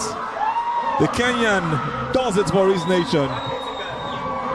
What a race for him. What a beautiful finish. He picks up a bit slowly, but kept his pace with the South African. And gradually, he outpaces every other person, keeping that consistency. His switch was so perfect, and we have South Africa finishing second. Looks like Nigeria will be having a call for that third position. So difficult to call, but I think he puts his head forward. We would have to check the photo finish. It's been celebrated, but we'll just wait for the result to be called. It's a tough one, but there's a possibility that he finished third. Omenyala has a backup. Exactly. He has a backup, that's the word. What a race we just saw right now for the under-20s. Or better put, he has a challenger in the making. Can we now say that the Kenyans are moving away from long-distance races, leaving it to the Ugandans and focusing on sprint races? They're infiltrating the jumps, the sprints. This is really a beautiful race, I must tell you. One that will live in your memory for the rest of the years to come. Some brilliant run from start to finish. I must tell you, I love what I've just seen. And I know the fans back home also have enjoyed every bit of it. Kenya will not let you rest. They are celebrating every bit of it. And that's just the way to go.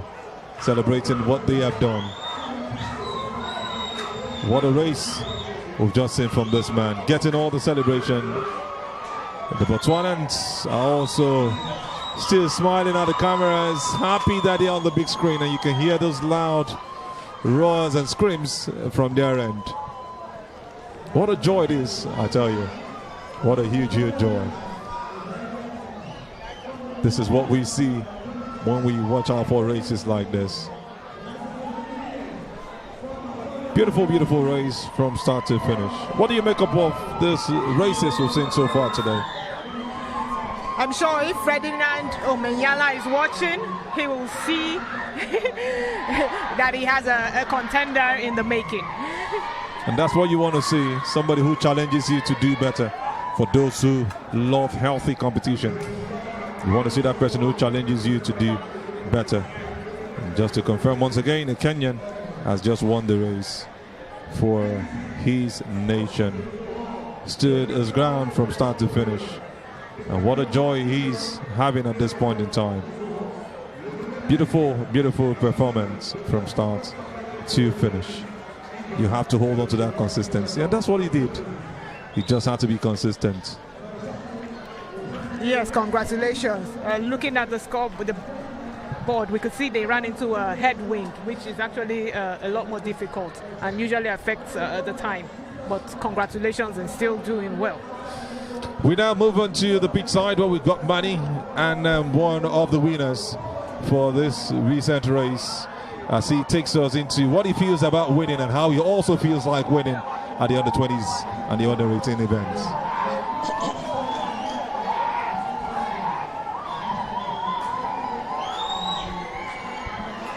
Still here at the MKO Abiola Sports Arena. Well, these races are getting intense late into the evening, and with me here I've got Clinton Onwatinia for Kenya.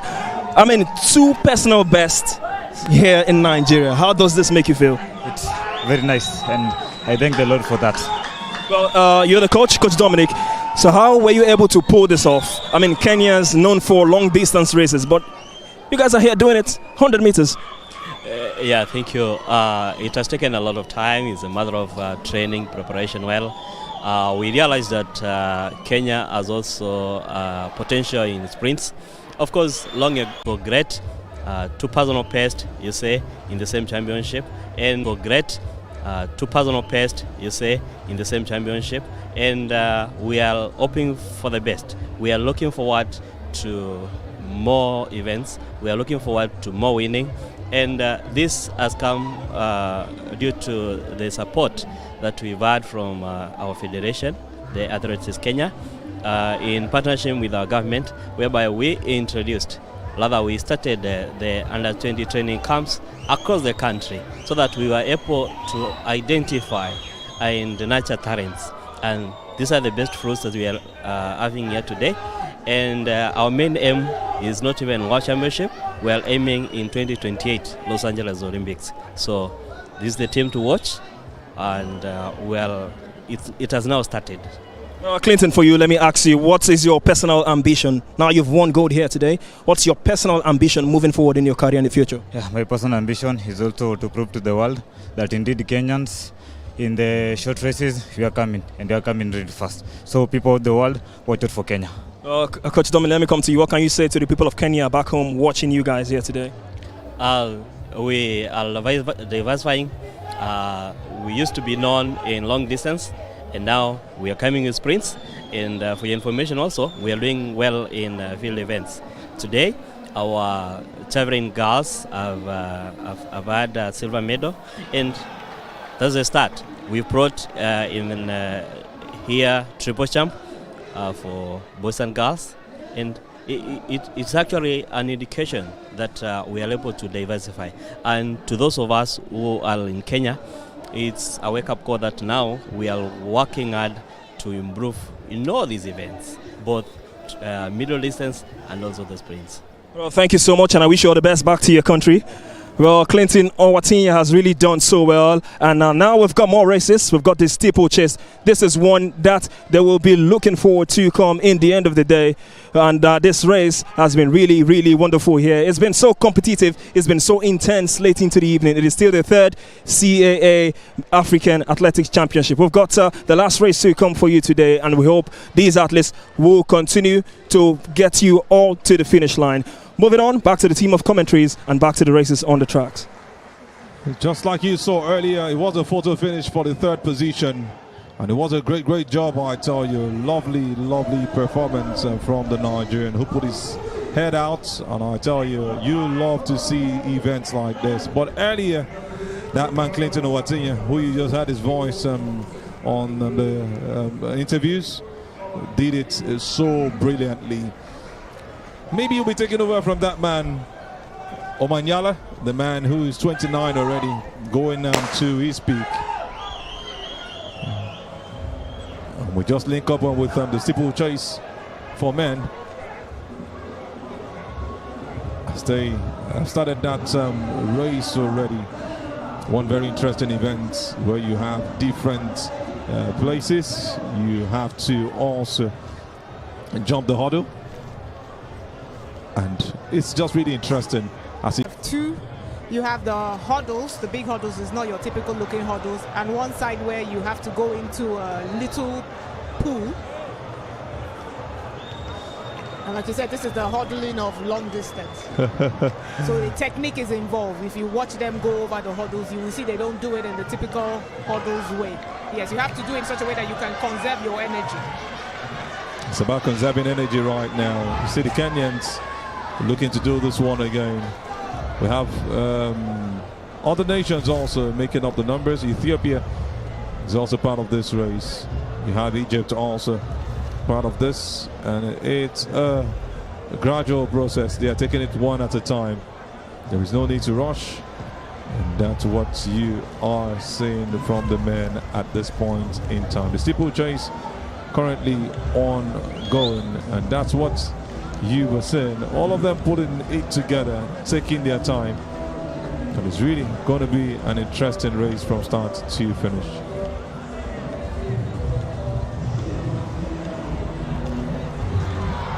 Just to remind you, it's day 2 of the CAA Under 18 Under 20 2025 African Athletics Championship, currently ongoing in Abeokuta, Ogun State, Nigeria. And this is another event as we get under the floodlights, enjoying the steeplechase race.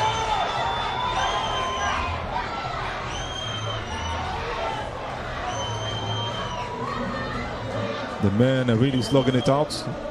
It's a close competition, but you see others separating themselves gradually. And you see how careful they are, not having to run unnecessarily too fast from the start. Some techniques. So in this steeplechase under 20 men, you have 5 hurdles, 4 on the track, and 1 more that has, okay, it's under 18 steeplechase men. You have 5 hurdles, 4 on the track, and 1 that has a pool by 8. And you can see, oh, we have an athlete that has fallen in. You see, this is a technicality of the event. You have to have the technique to be able to go over and not fall. And he didn't just fall, he took others along, affecting the Nigerian as he went down with that one. But he picks himself back up. This is where you have them still going, still jumping over the hurdles.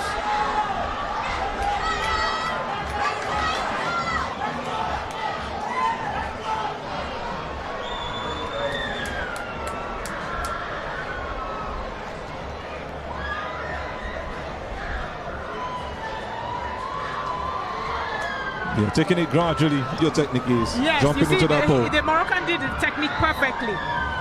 But then again, there are different techniques and you have to adapt to the one that suits you. You don't land with your 2 feet sometimes because it might cost you. And you understand that you're jumping lower as they go into the last lap. The Kenyan still leading. Can he hold on that same pace? Will he be caught up with? He has another Kenyan chasing after him. It's just like what you speak about salvation is personal. You have to win for yourself before you talk about winning for your country. But the pace is so much. Doesn't look like anybody can catch up with this man. So we have the Kenyans at 1, 2, and the Moroccan at 3rd. And they're on their final lap. What a race we are having at this point in time. The steeplechase is getting really, really hot, I must tell you. And that's what you expect from events like this. You cannot take your eyes off it at any point in time because you might miss out on something. This is the pace setter celebrating already. Which would have almost cost him. It's better to focus until after you reach the finish line. But he's way in front and he has no problem winning. And he does it in 5 minutes, 32 seconds. Having his Kenyan brother also follow in 5 minutes, 39 seconds. What a close finish between both of them.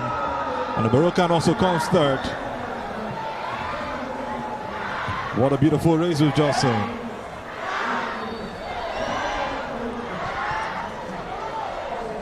This is really, really the kind of race you want to see. And I tell you, it is lovely. Steeplechase. You've been talking about this, and finally we've seen it, the first of it, for this year's event. Yes, the long distance hurdling. Because having to jump after you are going 7.5 laps, because their leg is usually tend to be heavy, so you have to really get the proper technique to be able to go over that hurdles without tiring out the leg. Kenyans will always be a part of the celebrations, and you can see them 1st and 2nd position holding strong for this one. What a finish you've seen from them. Just a recap of what you saw earlier. They ran this race from the start, held that position, kept that front row, and made sure that they were not left behind. It was a gradual process. You don't have to rush when you're running the first part of the race. And that's what the winners did. And you can see what he did towards the end. Stood even on the hurdle. He was playing with his eyes there. He was, because he had enough space, so he kind of was like playing with it. Luckily for him, it did not affect his position. Maybe if he didn't joke a bit, he would have had a better record. But it was a great race, I tell you. Kenya also winning medals, the long distance races. And he even dipped, which you don't usually do in long distance racing. That was how much he was his enjoying head to finish. He enjoyed every bit of it. And that's what you enjoy. We love this kind of race, and we want to say congratulations to the Kenyans doing it again, finishing 1st and 2nd in the first steeplechase of the race. We'll now go straight up to pitch side, and where we've got Manny and a great guest to speak with us in a bit. Well, it's still getting very intense here under the floodlights at the MKO Abiola Sports Arena. And I've got with me here an important figure as far as this event is concerned. I've got Zakale Dlamini. He's the president of Athletics Swaziland and also the president for CAA Southern African countries. Good to have you here, sir. How does it feel seeing this being put together here in Nigeria? It's a very good atmosphere. And we are happy to see our young athletes coming here to showcase their talent. And we are happy and thanks to Nigeria for hosting this event. We know that they were informed of this hosting at a very short notice, but they were able to put things together, and here we are. We can see the performance, we can see the desire that is being demonstrated by our athletes, and particularly those that are coming from my region, Southern Africa. Well, talking about your region, I mean, how have you been impressed with what they've shown so far here today as far as this championship is concerned? Yeah, we are getting there, and it's just that we don't get, or our test doesn't get more competitions of this magnitude. But I think and I believe that if we can organize and get more sponsors to organize competitions like this, we can see improvement. But if you agree with me, the performance with our under-20s, with our under-18, you could see that is marvelous. It means that the future for athletics is big. So what's the vision, or what's the goal? What do you want to see improve in the next 5 years as far as the CAA African Championship is concerned? If only things were my way, we would have such competitions every year. But we know that we always host it once in 2 years. And as I was saying, if we can have such competitions every year, it's going to improve the performance of our athletes. And the unfortunate part of it is that once we see these athletes taking the stage, they then go overseas and not come and perform before their own brothers and sisters. Just like you rightly said just now. So how do you think that can be stopped, or that can be curbed moving forward? Surely all our athletes, it's a profession to them. If only we can get companies to put more money to our athletes, surely we can see our top athletes performing in African soil. This is what we are seeing in football, where we are seeing Mr. Mtsepe, President for CAF, putting more money for African countries, football countries, and we would see more performance and high standards of football because of the monies involved. Sport is money, and if we can have our African companies putting more money into athletics also, we can see our athletes not going overseas but to compete in African soil. Well, thank you so much, Mr. Zakale Dlamini. It's been wonderful having you here, and we hope you have a wonderful time from now to the very end of the event. Thank you so much for hosting me. All right, it's been a privilege speaking to some of the important figures here today at the MKO Abiola Sports Arena. We've still got exciting races to come your way. We've got the 4x4 for the under-18s to come your way for the men and also for the women. Well, we're deep under the floodlights, and we've got the athletes standing by on the tracks. Enjoy the races, don't you go anywhere. Just continue to wind down late into the evening. We've still got the finest of commentators to take you through this races. Keep it locked, don't you go anywhere. Thank you so much, Manny. It's a great job you were doing right there. And we're moving straight up to the 400 meters decathlon, another event for day one of the athletes and doing their best to meet up with the 10 events I put together. This is just the fourth of it. And we'll be looking at the likes of Blessing Emmanuel, Aisani Medi, Dek Kotzi, Getas Walid Fares, Guefi Mokene. Not forgetting to our lead Algerians, dominating 4 of them. We've got Nigeria and South Africa also. These guys getting ready and just getting to stay on their tracks for this beautiful event. Yes, just to remind you, the decathlon is a series of 10 events.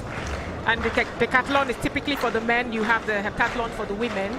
So we have 10 events. We have the 100 meters, we have the long jump, we have the shot put, we have the high jump, we have the 400 meters, which they will do on the first day. And this, we're doing the 400 meters now. Then on day 2, we will have the discus, the pole vault, the javelin, the long jump, and we'll cap it up with the 1,500 meters.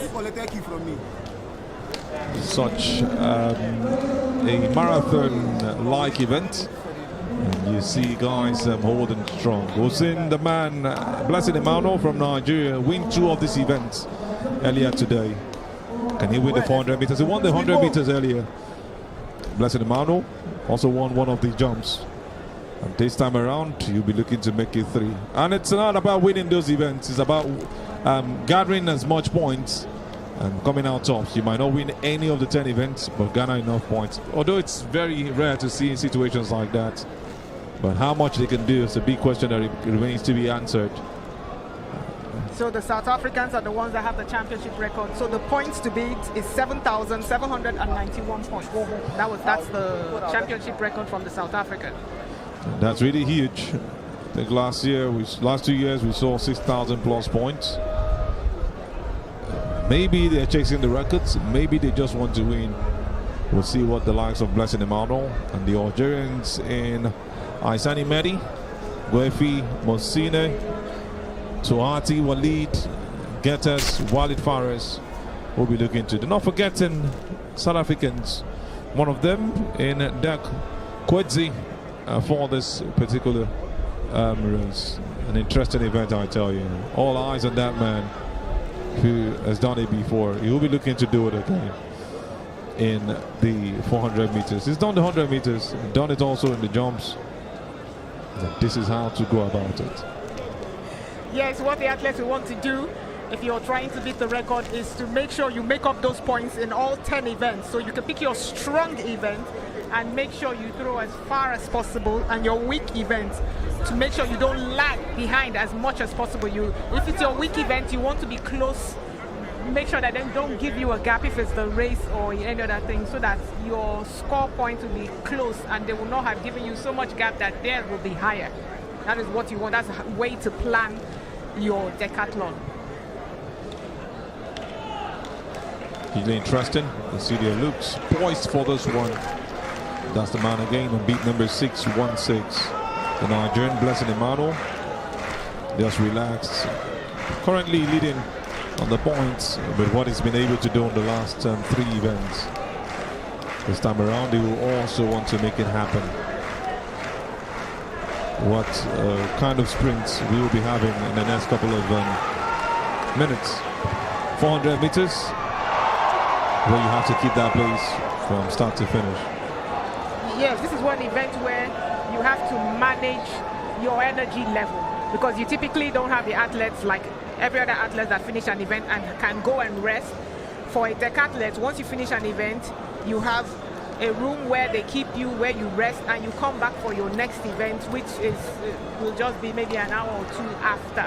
So they have to be able to manage their feeding, their resting, the days that they are doing each of those events, so that they don't wear themselves out early, and they are able to put in their best performance for each of the events.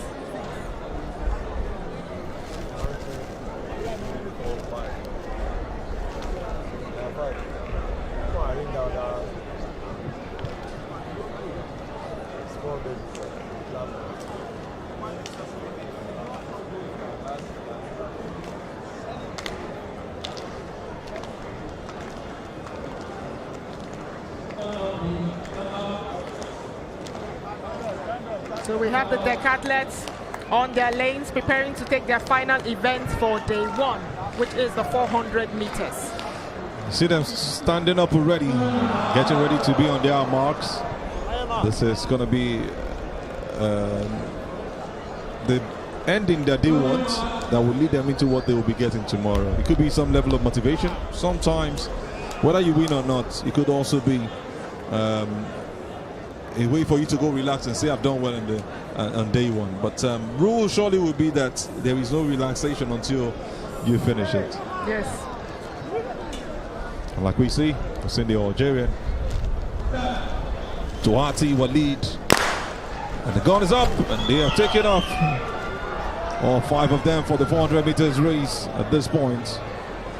And we can see that the Nigerian has taken off, so I would place a bet that this is one of his favorite events. I think it's a very good run. So what he wants to do is that he wants to give them as much distance as possible to be able to accumulate a very high point. He slowed it down a bit after putting that position.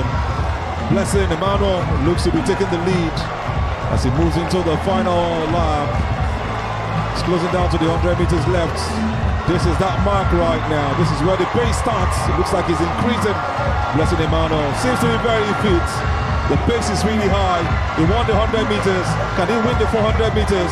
He is actually doing it, and he does it with some precision and some level of space, finishing just above others in this very interesting race for the decathlon. And another thing to note about the decathlon, in the normal 400, when they pass the 200, you know that they all come into the same track. But for the decathlon, they stay on their lane.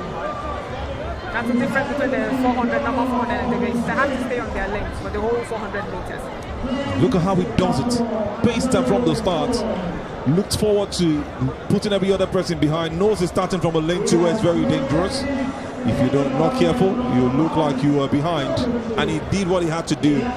Slow down in the middle and finished off with the best of paces. Lovely race he had. Blessed Emmanuel, such a blessing when it comes to racing.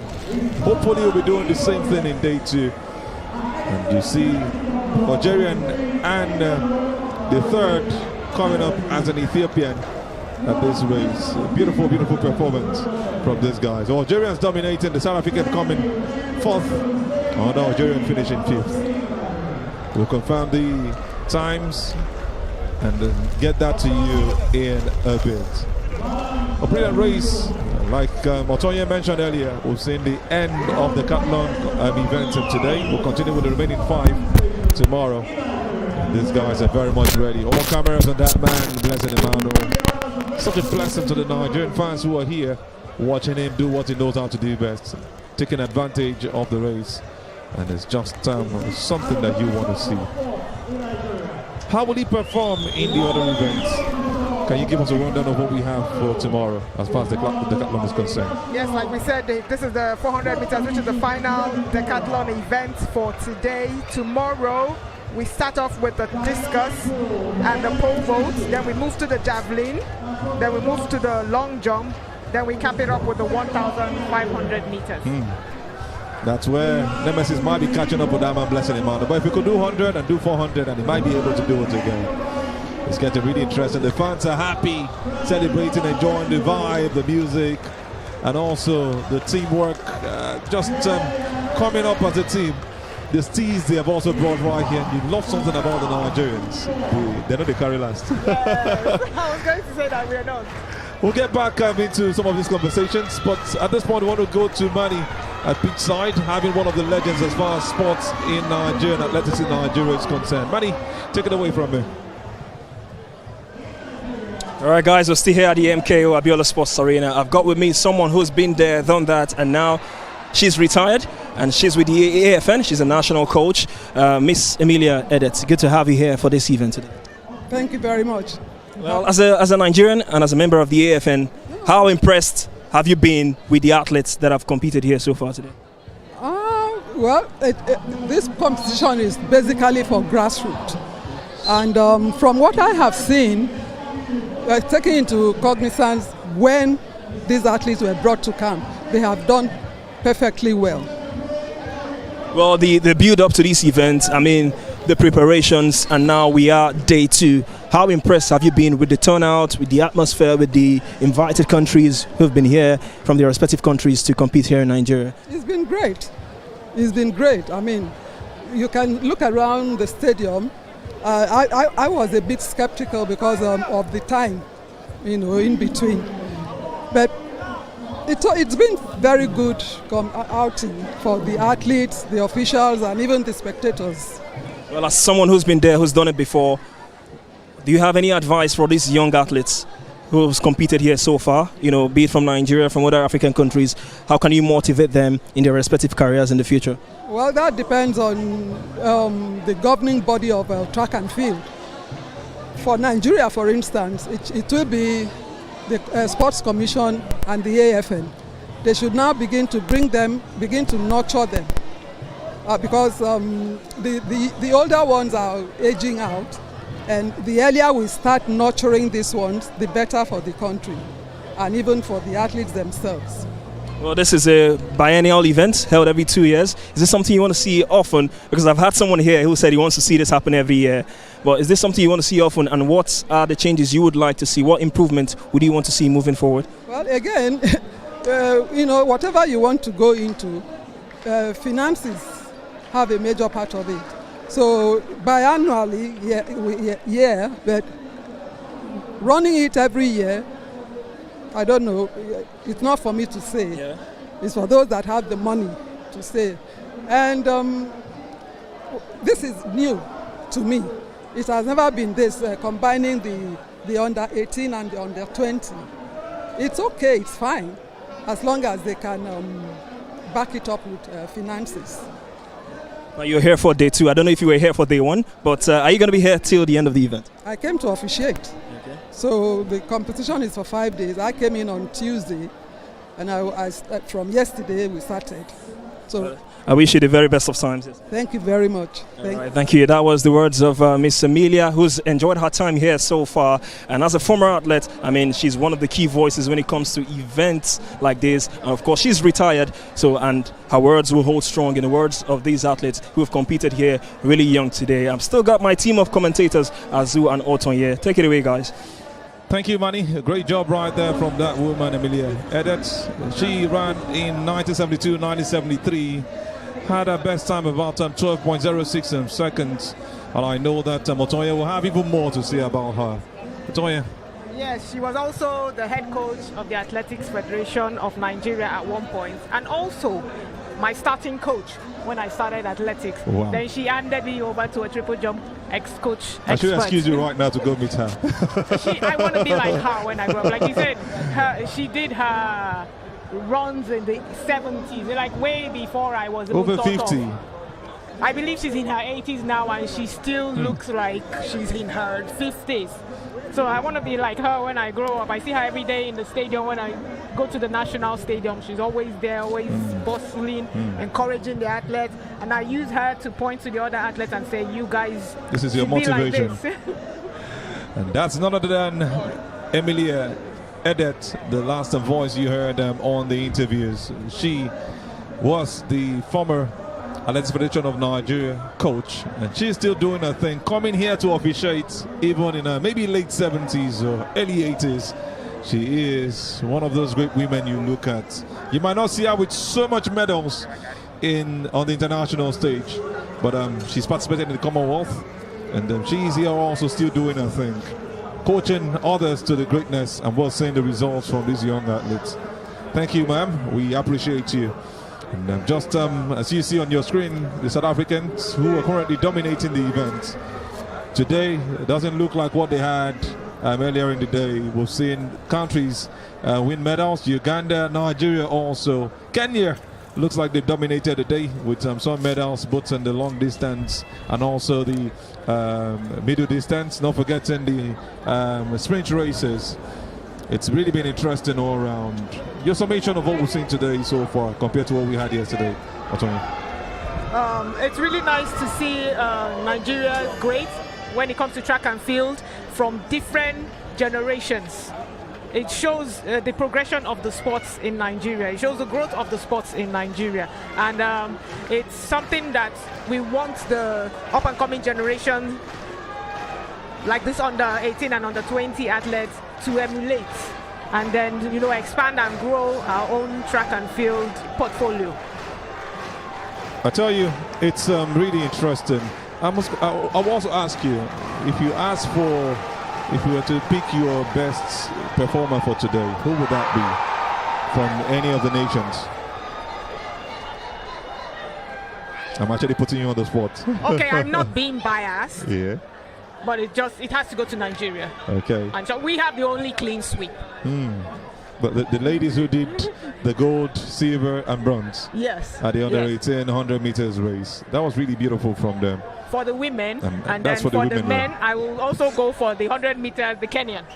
Because it really surprises me, you have the two extreme when it comes to events. I don't think you should be surprised. I don't think you should be surprised. You picked him and he came out tops. It was his performance that made him stand out. So if you're looking for a staker, come see her. She's very much right here.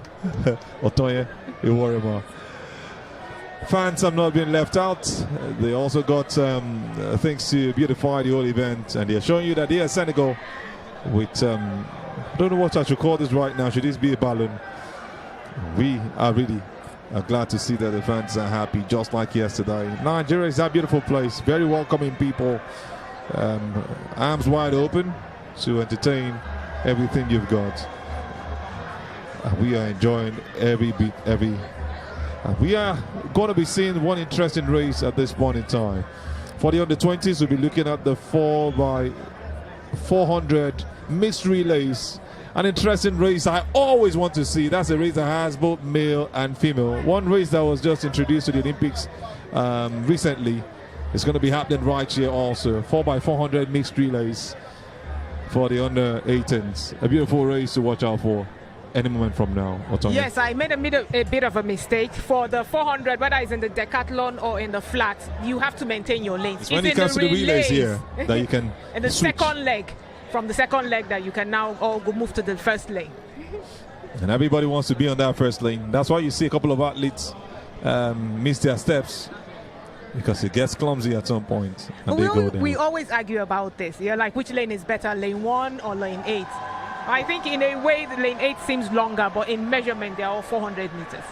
It's just a thing of the mind. Yes. They wouldn't cheat any other person to it. And to make it all beautiful, athletes have won from every of these lanes. Yes, they have. So I believe the 400 meters record set by the South African was actually done lane 7 or 8. He was in lane 7 or 8 in that race when he broke the world record. looking forward to something very interesting. Mixed races. Not a lot of people have seen this. But, it might just be your first experience at this event, the under-18, getting ready for the 4x400 meters mix. So each athlete has to go around the arc before passing on the baton. That's what makes it really interesting. So we are ready. Weeks ago into the track and field this thing, and recently they now introduced the 4x1 mixed, and this last Olympics that started. And it's one very interesting race to watch out for. And the gun is up. The race has kick-started. You see the athletes taking up. They'll have to go around this 400-meter track before passing on the baton. And they have to keep to their lane in the first 400. And you can see the ladies getting ready. The Nigerian, the Zimbabwean, the South African, all lined up, waiting for their mates to give them the baton. And it starts with the men who give it to the women. Yes, and you can arrange your team in any way, male, female, but usually it helps to arrange it the way the other teams arrange it. So what happened to Nigeria in the Olympics will not happen to you. And the kickstart right now. Baton passed already. And you see an athlete fall. Baton already given. They continue. The Nigerian lady has taken over. She had the baton when her athlete was third. She's spacing out everybody. What a distance she's setting at this point. And as you can see, they are not keeping to their lanes any longer. She's slowing down. And this is where the challenge is. Can she hold on till the end? The South African is catching up. It's getting really, really pulsating at this point. The South African is taking over. She continues to push. She wants to see if she can get back to it. She has the Botswanan coming behind her. And the pace from the South African is just second to none. The Nigerian is coming really close again. What a race we are experiencing right here. But you can still see that pace. She's holding that baton. She gives it to the South African. The Nigerian guy takes off from on lane 3. Or rather on the third race. We still have one more lap to go. After this is the third lap right now. The Nigerian takes over. What a race we are having. It's now looking like a battle between the Nigerian and the South African. Who wins this one? A big question that remains to be answered. When it comes to mixed races or even relay races, Nigeria seems to be very good at it. Yes, we are very good at it when we really put our when we do the arrangement, the men-women arrangement very well. But now you see the South African fighting back to take the first spot, and it depends on how much you still have in your legs. Obviously, the Nigerian is tiring out. Yes. He gives it until the final leg. And who takes it right now? The lady has taken off, second behind the South African. It's a long distance, and they might just be settling for gold or silver. And we might just have the lady behind coming up as bronze. Who says there cannot be any switch? She's almost outpacing her South African opponent, who seems to be running technically and calming it down and holding on to that lane one position. When you get into the curve, whoever is in the outer lane, oh, we have the South African going down, but she can still make it. She can still make it. If she picks up the baton, she's still in place. You see, this is what happens when there's a lot of gap, where you can still pick up the baton and continue. But we now have the Nigeria going for the gold. We now have the Nigerians going. She doesn't have anybody behind her, so she can go for the gold. We have Nigerians, and we have won that event. Congratulations to the Nigerian women's team. What a way to round it up. The South African still comes second. She picks herself back up, runs the race with all her energy. What a way to go down and never be out. And what a victory for Nigeria. She has won it for this team, picking up a second, outpacing the lady in first position. She was also part of the competitors yesterday, and she's doing it again today, this time around for the under 18. What a joy was seen from them. It's more roars and screams right here from the Nigerians. It's a palpable environment, and you can see the hugs. You can easily recognize her. She has done what she has to do, and she's celebrating style, showing that I am Nigerian, giving you that dance step. And what a beautiful performance we've seen. Yes. Unlucky for the South African. Yes, unfortunately, falling down is something that you see. I remember the last Olympics, it was something that we saw a lot. We saw Femke Bol fall at the finish line. We saw Hassan fall at the finish line. We saw in the heat the men fall in the steeplechase and get back up. So unfortunately, if you don't control it well, if you place your leg in such a way that your spike catches the track in such a way, you would fall. So unfortunately for them, but congratulations, they still entered the first three. South Africa finishes second, and Botswana are also flying their flag. Imagine herself picking up her, and she still goes on to finish second. What a race. Look at how it all started. It looked like it was Nigeria, South Africa, and this was the end. Just close to where she lost her balance. Want to be sure of what exactly happened. She was trying to create space for herself. She was trying to run in the outer lane, exactly, but the Nigerian was in front of her, she so she tripped herself in the back. And she already took that position. So it looked like she was going to win the race from that place she took over. But a little sleep. She picks herself back up, and that's what I want to be sure of, how she finished. Look at where she takes it up again, finishing even in front of the Botswanan who had gone past her. That's how to run, and this is so much pace we have just seen from the Nigerian athletes. The thing is that when you come out of the back straight, it's usually if you're head on head, the person that comes out that is in the inner lane tends to be the one that moves forward, and that was what the South African was trying to do, but caught her feet. And she did it so well, picking herself back up. Just the way life throws some challenges at you, she finishes second, leaving Botswana to finish third. You've just seen a completion of the under 18 4x400 meters mixed event, and what a performance from Nigeria, South Africa, and even Botswana, finishing first, second, and third respectively. Congratulations, Nigeria, another gold medal in the Huffen. It's just like I said earlier, there will always be falls, but how you pick yourself back up is very much important. Yes. The Nigerian is getting some treatment. She has to be checked even after that dance, just to see that fall again. The South African athlete, he was towards the curve. She was trying to be careful. And like you mentioned earlier, Otonya, she lost her balance. Just a little contact from the Nigerian. It was all her fault. And she contacted with the back leg of the Nigerian. On the other Nigerian spike shoe. So with that will put you off balance. Exactly.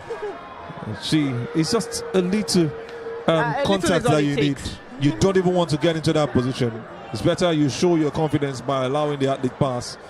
She was going to get her position, but unfortunately she didn't get it for herself. So painful for them. the South Africans. I think they also want to see what happened, and now they're saying clearly that it wasn't the fault of the Nigerian athlete. She wasn't pushed. She was trying to create space for herself. This is our own VAR. Exactly. And we don't need a video assistant referee. We just have the video assistant, which has been shown, and the judges will make their decision from here. Beautiful faces from the South Africans. So joyful that they still went on to finish second. Yes, congratulations on your comeback. Exactly. If you don't take anything out of this, you take that you came back and you still ended up on the and podium. like you mentioned earlier, Otonya, you have to keep that pace. You just have to keep that pace. If not for the pace, not sure she would have been able to meet up. The Botswana caught up, but whichever way, she still showed her steez, a finesse, and went on to finish the race on second position. Congratulations, South Africa. I love what I've just seen. Showing you that the downfall of a man truly is not the end of his life. This time around, the downfall of a young girl was our advantage. It was never our own doing, but our advantage in the end. But you never know, because we were still in front, so I wouldn't say it was really our advantage. It was more their disadvantage. Exactly.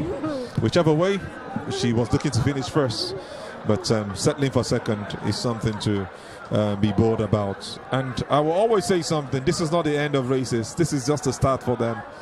They still have lots of years to go in front of them, at least 10 years. And we're looking forward to seeing these South African ladies and guys looking to do better in years to come. And they'll be competing against each other in the nearest future, as they grow together. Yes, like you said, in the end, we're not looking at, okay, what happened? It's a question of, okay, what medal do you have? It's like this Wimbledon that had just finished. I remember the game between Sinner, who's the number one, and Dimitrov. Dimitrov was leading 2 sets. And then the guy pulled the shoulder. He was even almost, okay, the third set was 2-2. And he cried so he was his still eyes winning. Out. Just to confirm the result for the 100 meters under 18 women final, Izechukwu Miracle won that race with a time of 11.88 seconds. Nwankwo Rosemary came second with a time of 11.96 seconds. And Nigeria also came third. Jegede Miriam Adefunke coming up with a time of 12.02 or 10.02 seconds. Oluchi Dubeze came fourth. We also have the 1,500 meters for the under 20 men. The final, we've got China Johad finishing first, Logorodi Owan coming second, and Sunday Jacob from Uganda coming third. Morocco, Kenya, and Uganda finishing first, second, third respectively. 1,500 meters for the under 20 women's final. We saw Chepuroi Nancy finishing first, and Chepneteg Sheila finishing second, and Chep Wemoy Brenda finishing third. It was Uganda, Kenya, Uganda respectively in that 1,500 meters on the 20 women's final. For the 100 meters on the 20 men's final, Owatinya Clinton finishing first for Kenya. Mozambique came second with Sabino Stephen, and Caleb for Nigeria finished third with a time of 10.44 seconds. 10.37 seconds is the best we saw from Clinton Owatinya. The man who is saying is looking at Owanyala and also looking to break his record in no time. For the 110 meters hurdles on the 18 men's heat 2, we saw Boateng Apia Alex of Ghana winning that heat. Ketenga Jr. of Burkina Faso finishing second. And we had Nigeria, Ibibide James Clifford finishing third for Nigeria. Also for the 100 meters on the 20 men, we saw Blessing Emmanuel finishing first. This is for the decathlon. Getters Valid Varas finished second for Nigeria, and South Africa, De Kwetsi finishing third for South Africa. That's what we have for the 100 meters on the 20 men decathlon. They will continue the event tomorrow with the remaining 5 or 6 to go.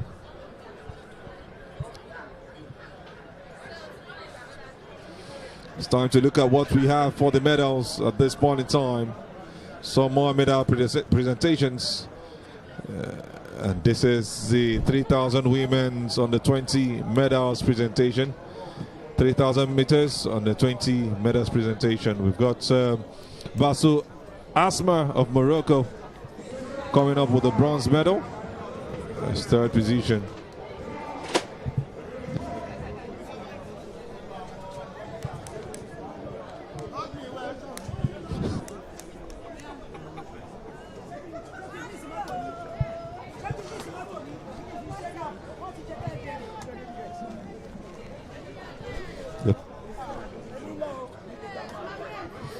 That's the medal being given. Ethiopia winning that one. The silver medalist. 3,000 meters on the 20 women.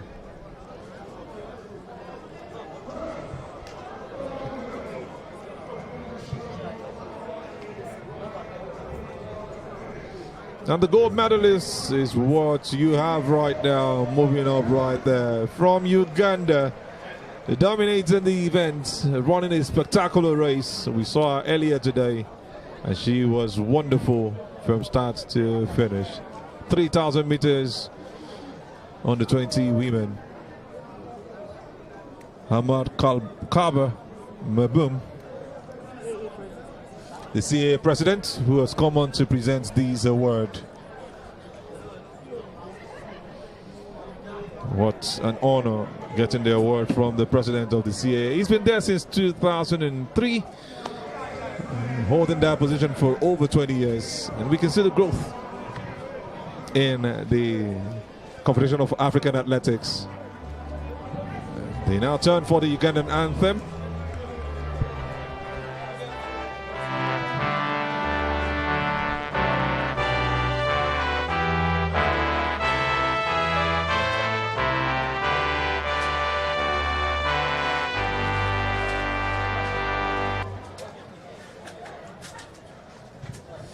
Very short an anthem, just like what we had for the Kenyans earlier. Jacob Bentalane of Uganda is the one who won the race, and what a joy for her to have picked up the gold medal. Being presented their own medals by the president of the CAA, Ahmad Kaba Mabum, for the thing of joy for them.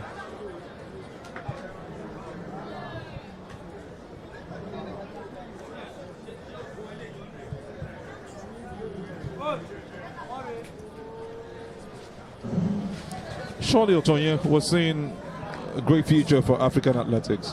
Yes, it is. This is a competition, a junior competition that is showcase the talents of our young Africans, preparing them for senior competitions and other championships and meets when it comes to track and field. This is where it all starts from, within Africa, building yourself before taking yourself outside. We hope that these guys will be here to also show their home nations, even when they get to the biggest of heights. This is some view of the Nigerian supporters who have come to enjoy this event. And you can see them waving their hands as they find out they are on the big screen. Another wave from some of the Africans. See the Egyptians also showing their joy as they celebrate. That man must surely be a Liverpool fan and a fan of Mo Salah. He brings the jersey down here to the event. And we also see the Ugandans who have really been dominant today in the long distance races. Long distance races, actually. And this is a joy connecting with the other. Can't you see yourself on the big screen, man? He's a bit shy, but whichever way he has shown on the screen. It's amazing when you put people on the screen, they tend to wave towards the screen they're looking at and not towards the camera. So you looking at the camera, always see them sounding off. Exactly. Look at that. What a joy to be right there. And like my man would say, what a rush. Yes, it is a rush. And he's waving, looking at the big screen. This is me over there. I am the biggest in town right now. Do you know who I am? I want to sign those big contracts. This man don't know what is happening to them yet. We'll find out in a bit. I remember when I saw myself on the screen, what I do is I use my hand and find where the camera is, then wave at the camera. I get that. That's you being skillful, right? I understand. The CAA Under 18, Under 20 African Athletics Championship, the 2025 edition, and the third of its kind when you talk about combined events for the youth event. You have this right here in Nigeria for the first time. A couple of months just before the event, Algeria, for one or two reasons, couldn't carry on, and it was given to Nigeria to take over. And that's why we have it right here in Abeokuta, Ogun State. Same venue where we had the National Sports Festival a couple of months ago. I tell you, Nigeria really hosted Africa to a great event. Over 1,000 athletes, about 43 nations here present. And we're seeing them turn out at their best one day at a time. Yes, as we heard, it's the third edition, and this competition is held every 2 years.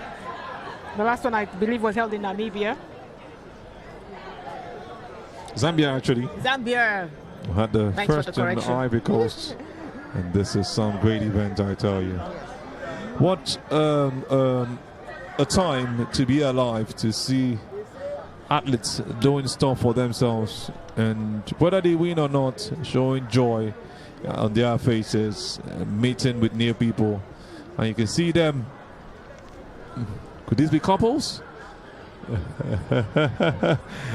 enjoy that conversation they're having.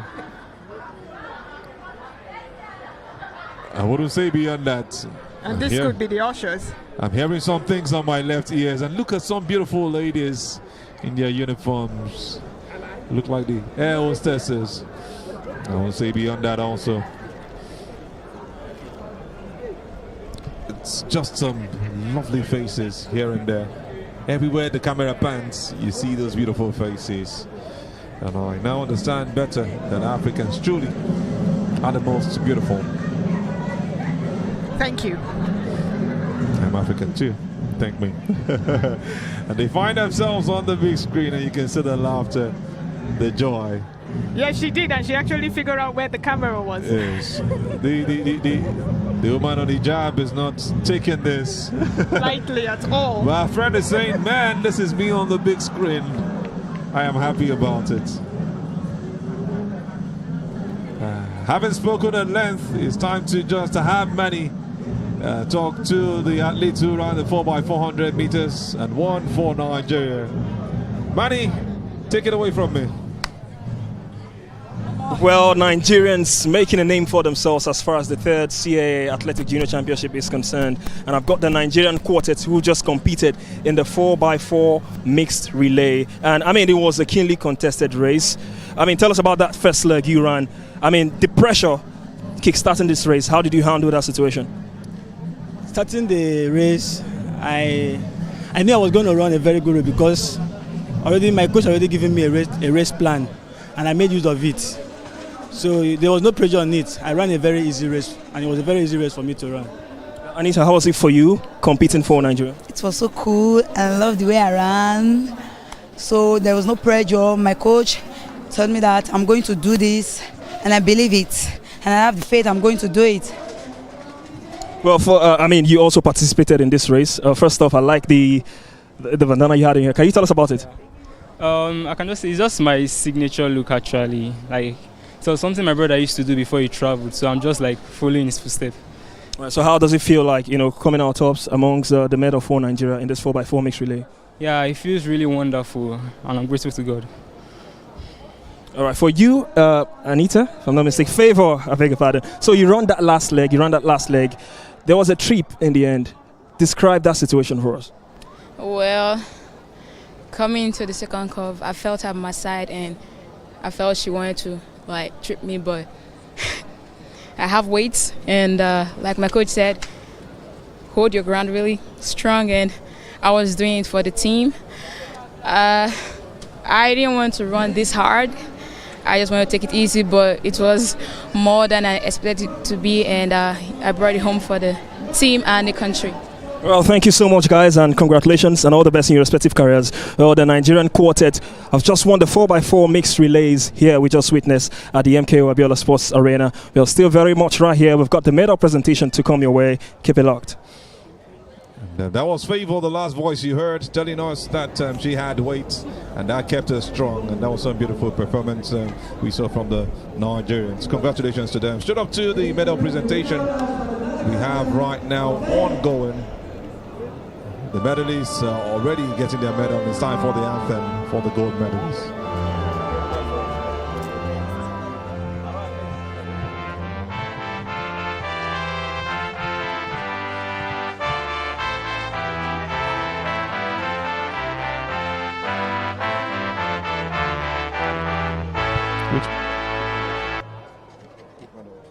Congratulations. And that's Kenya winning another medal for themselves. And what a beautiful anthem we always see. Very short, precise, and congratulations to Kenya again. Yes, I believe that this is 100 meters. This is the 1,500 meters under 18 men. Great performance from Kenya, showing what they have to do. That's a young man, Clinton, also going out there to pick up a medal for himself. And what a joy he has also shown. The Kenyans doing what they know how to do. We saw Clinton earlier, and now we're seeing another Kenyan doing it in the middle distance race, winning 1,500 meters. The Kenyans look like they've dominated today. Yes, it looks like. I want to say congratulations to them once again. Once again to Kenya, showing us what they're made of. And we're looking forward to what they bring tomorrow. They have to bring their A game, and that's what you look forward to. Look at the Ethiopians, also not left out. They hardly smile sometimes, but let's see if they understand that they are on the big screen, if they will smile. I think Ethiopians are really very smiley people. Okay, maybe I've not seen that side of the Ethiopians. Maybe you're seeing some different Ethiopians. I think it's the Kenyans that don't smile as much as the Ethiopians. Okay, these are Nigerians, obviously. You can see them in their different attires. Swagalicious, like we always call them in this part of the world. And this is really, really a beautiful piece. Frenzy environment. And now we move to the 1,500 meters on the 20 female medals presentation. We're waiting for them to get out, and we'll see what it looks like to have those athletes up on the board. And like I mentioned earlier, I'm not sure I've seen any podium in this form, Otonya. Could this be the first ever? The round podium where you have the medal presentations, the gold, silver, and bronze circle form. I used to know it in the box form, and you have them in 3 different places. But well, I think it's hard to see from the angle, the camera angle, whether the top of the podium is set in a circle. I think I have actually seen a circle podium before. It's maybe just really hard I've to not see the paid angle. attention, but this is the first. The way it is built on each other, we know these boxes to come. Bronze on the right, silver on the left, then the gold very much lifted in the middle. I have seen I've seen a circle podium. It's just like the angle is just because you don't see. If you see it from a aerial view, you probably know, but it's very hard when you see it from the front angle. And I think with this explanation, I'm trying to track back, and I think I must have seen. This is some joy from the fans. Give me the 2 fingers in the air. I love what I've just said. That joy when you know in front of the camera. I love what I'm seeing also. You must take something while you enjoy the game. This is some relaxed mood for these 2 people, most likely couples, and you see them also getting the handshakes. It's really an interesting event. Can we call this a couples game? The man is forming hot guy. Wow, the ladies so shy. Look at the kids have seen themselves on the big screen. Oh, the joy from the young girls. Are they shy? And the dad is telling them this is a teen of joy. One of them is not looking at the camera. I remember when I was young, coming to watch a sport athletics event was part of the motivation that got me into entering track and field after that. So we really want to encourage parents to bring their children to come and watch this so they can see what they can be in the future. I like that. See what they can be. So you have to see your dream before you start dreaming your dream. I like that. These are the guys, they're very high. They're really happy seeing themselves on the screen. The lady is one who is a no-nonsense woman. She knows sense.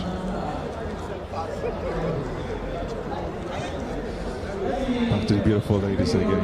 This joy from another set of the ladies in green. I think I'll meet them after this event. We have our ushers. But I just very need. properly dressed. I love the. I just need the the gorgeous, design. yeah, the You know, gorgeous this look. kind of British, like if you're going to the Derby kind of dresses. Exactly. When you say ushers, I will expect them to usher me into my car while I leave this event. Tanya is not saying a word. You're also very beautiful woman. You said everything. Okay, no problems. The view, they see themselves and look at the joy and the smile. Calm guys, I don't make money.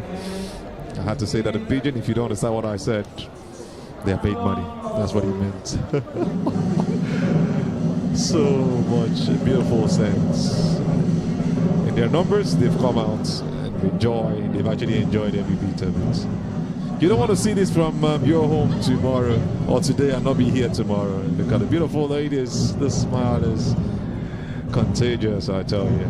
Yeah, so if you're in Abeokuta, the fun is going on at the MKO Abiola He's so Stadium. surprised. Come and join us tomorrow. I'm on the big screen and this guy has to record himself.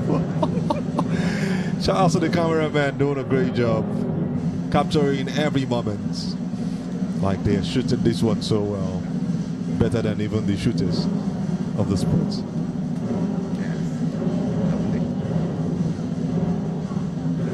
Getting ready for another medal presentation. This is the parade from the, should I call that the brigadiers? Playing the drums, and you enjoy the fanfare as they get ready or usher them with those drums and the trumpets to the ground. And we see the ushers dressed in, I believe that's a traditional maiden, like a typical Yoruba maiden attire. It's called the really Ashofi. showcasing the Yoruba culture. The here. Ashofi, yeah. Where they come in that native attire. And it's very common in this part of the If I'm not southwest. mistaken, you can correct me. Usually for the maidens, you have a shorter wrapper. Then for the married women, you have something that's longer. Oh, I think you are correct, but I've never taken notes. I grew up in the In southwest. my village, they but, kind of do it like that also. There's also I think you're correct. I think you're very correct. Telling you TD markets, you know. Don't mind me, I have to bring some of those languages in just to show you that you listen to Nigerian commentators. But we've got our bronze, silver, and gold medalists for this event. And we'll have the bronze being introduced.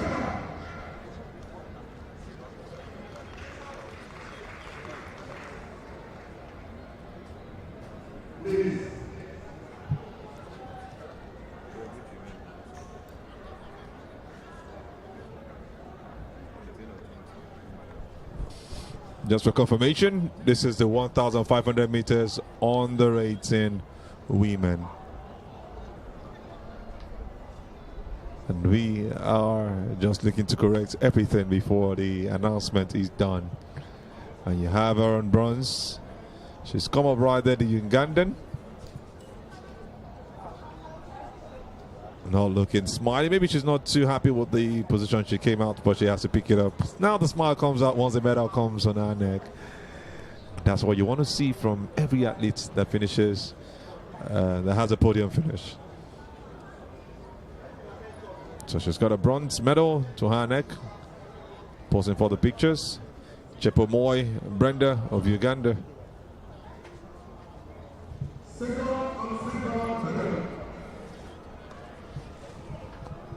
Representing Kenya, Sheila Shepkeno. And that's the silver medalist walking up right there, getting ready to pick up a medal from Kenya.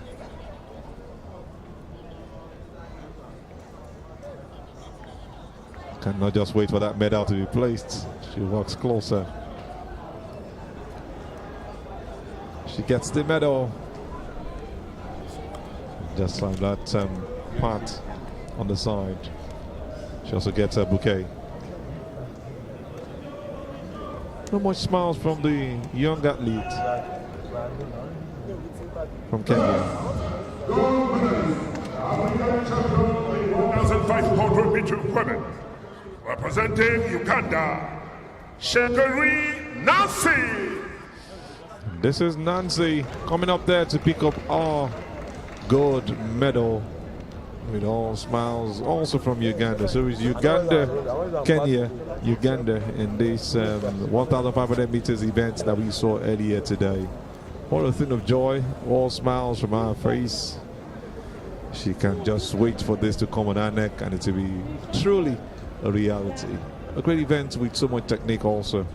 Tonya, they are joyous that this is happening for them. She also gets a bouquet. It is a thing of joy once you stand in the podium. But the thing is, after you've won here, it's back to the drawing board for what's next. No rest. You cannot. A victory is not a one-off thing. If not, you become one they said he was. You want to continually do it, and this is the Ugandan national anthem.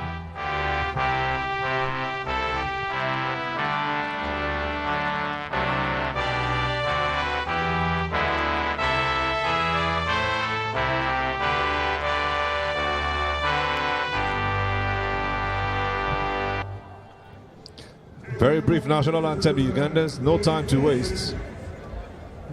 Make it so easy for you. I think it's the next anthem I'm going to learn. Such as the Kenyans also. I love anthems, just that short. Yeah, if you notice, a lot of the national anthems of countries actually sound like hymns. Exactly. I think that's the idea behind anthems. I think the South African anthem seems to be longer than that of Nigeria. Yes, I remember actually learning that the South African anthem once. Really? Yes. It was actually composed in 1997.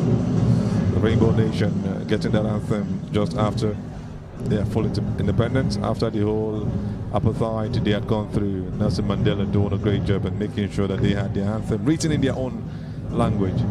I think I need to say I tried to learn it, so at least I know the lyric, the sound, how it sounds, the beat of the anthem. That's one thing that always want to learn. Yes. New things, and I tell you. Yes, you really cannot help but admire the presenters, the ushers of the medal with their attire. I really need to give it up to whoever really came up with that idea. I'm so They're sure. really showcasing. We're in Abeokuta, which happens to be a Yoruba land, and we're really showcasing the culture of this place. And that's the idea. You go to South Africa, you always see their culture one way or the other. You go to Kenya, you see their culture. You go to Zimbabwe, you see their culture. You come to Ghana, you see their culture. And that's what Nigeria is trying to do right here. Abeokuta actually, precisely. And you know, Nigeria is a nation of a mixed culture. This is what Abeokuta is known for. The Ashoefi and also the Adire, which is what we saw a lot of in the at the National Sports Festival. But this is really rich. And one attire I would love to also have. Yes, I think this should be probably an attire to the next Olympics, because you know in the Olympics they actually give an award to the best dressed country. Exactly. So you know, and it's easy for Nigeria to win this because we've got them aplenty. It's just for us to make a decision on which we want to put. Nigeria's got the real natives, and you talk about the Akwoche for the Southeasterners, the Igbos. You talk about the Anyoma and the George for the Southwesterners, the Deltans, the River State people. You talk about the Adire for the Ogun State people and just other parts of the Southwest. You also mentioned the Ashoefi, like you mentioned. It's also called the Ashoeke. And while we wait, while we talk about that, let's quickly switch them to where Nigeria had a clean sweep of the under-18 100 meters final. It's time for them to pick up their medals, and it's really a thing of joy for gold, silver, and bronze. This time around, gold, silver, and bronze I have. Yes. Good one, Paul. Unlike what Peter said, silver or gold I have not. This time around, Nigeria's got all three. Oh, I failed my Bible studies. It was Peter. Okay. Peter and Paul, whichever way, we're good to go. And you have your bronze medalists coming up there to pick up bronze with all smiles on her face. What a thing of joy you can see right there. She cannot hide the joy. Really, really glad to be receiving this medal.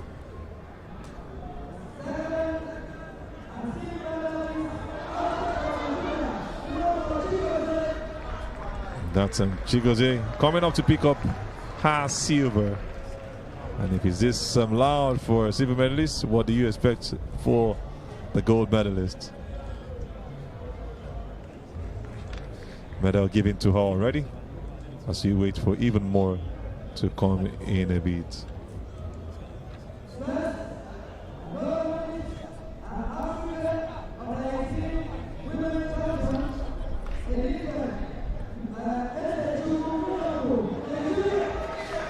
This is Elizabeth coming up there to pick up a gold medal. What a joy. She is really happy doing this. She so surely maybe never saw this coming. It was a competition. Training with all the other girls and coming out tops, picking up a bouquet. The smile is really, really one that gives you joy. It takes that sorrow away from you. Congratulations to the Nigerian athletes on their great job.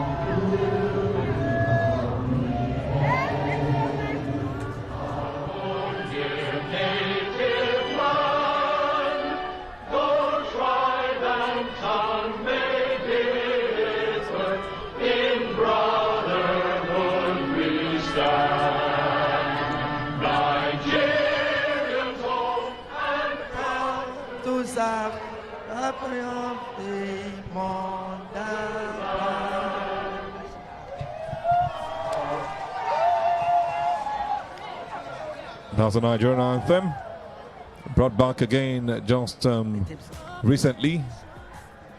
That had been there just before independence. It's brought back again. It's getting, Nigeria's actually getting used to it gradually. It is really beautiful to have a clean sweep for Nigerians. The first we're seeing in this event, a clean sweep. Yes, a clean sweep. Congratulations against our girls or women. You call them girls at this point, don't rush them into becoming women. We'll take it one step at a time, and you see them holding hands in unity, and they are showing that friendship again. Normally, you don't expect every one of them to be happy with their position, but surely you have to settle with what you've got and look to do better the next time out. Congratulations to Nigeria, having a clean sweep for the under 18 100 meters women's race earlier run today. And you now also see a different style of the showcasing the culture with the ushers carrying the medals wearing the Yoruba traditional adire and ashoke. Yeah, that's the ashoke. Some also call it the ashoke. I don't know which one. I don't know what the difference is, but I know ashoke is the one I knew from my childhood days. And that joy from the Nigerians. Almost everyone bringing out their cameras to capture this moment.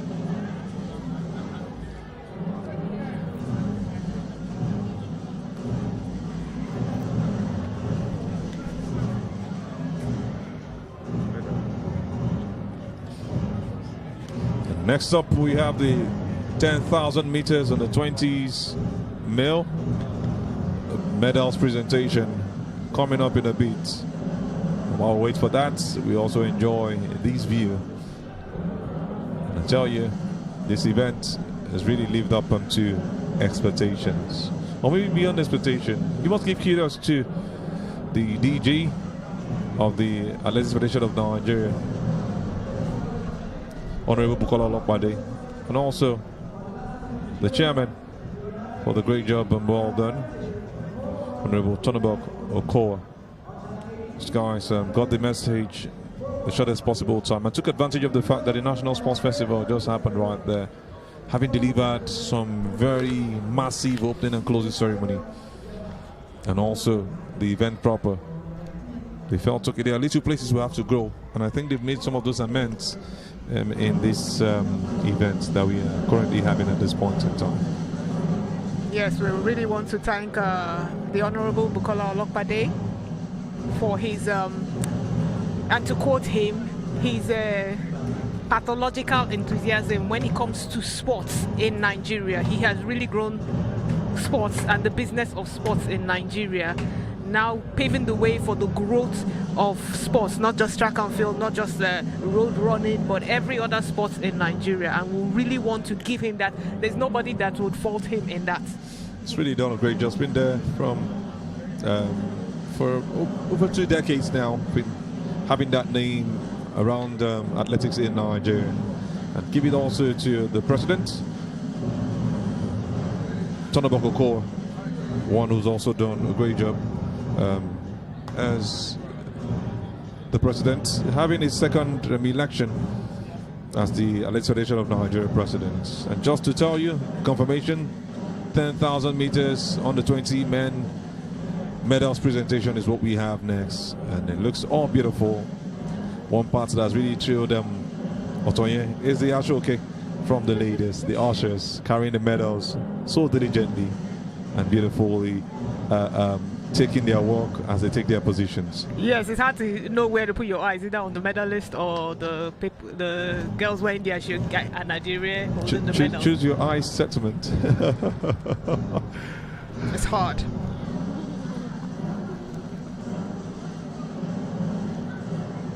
So we've got them, 3 of them waiting to pick up their medals.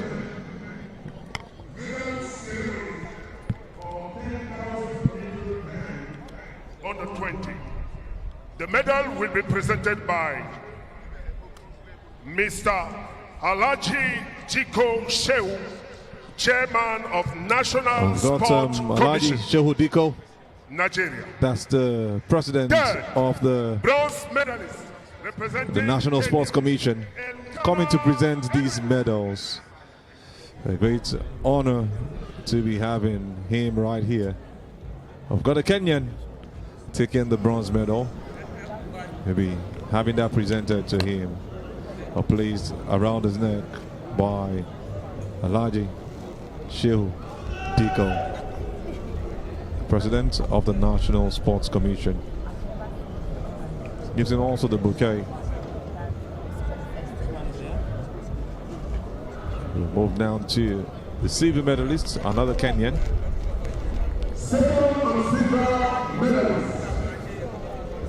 Representing Kenya, Ronald Kipwesh Getish. That's the man picking up a silver medal, Ronald. Thing of joy for him, walks up right there. Obviously shows that he's gone through lots of rigorous trainings. This is the reward, getting that medal from the National Sports Commission Chairman, Alhaji Shehu Diko. Then one man comes as a gold medalist, finishing ahead of the 2 Kenyans. We talk about the Ugandans and what they've been able to do. That's the man for the first position. Representing Uganda, Shero Samuel Simba. That's him raising his hands to the air, showing his joy. Little smiles for the gold medalist, the Ugandan, against all odds. Almost been caught up with, but he says no way. This is your 10,000 meters under 20 men's gold medalists, being presented his medal by Alhaji Shehu Diko, and also receives his bouquet. What a thing of joy, and what a memorable picture.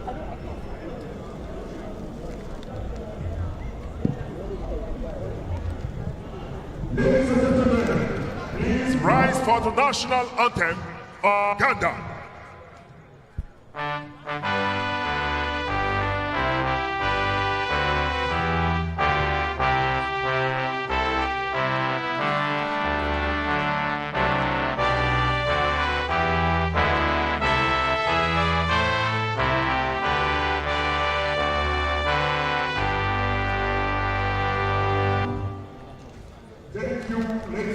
And that's the Ugandan anthem for the opening time today.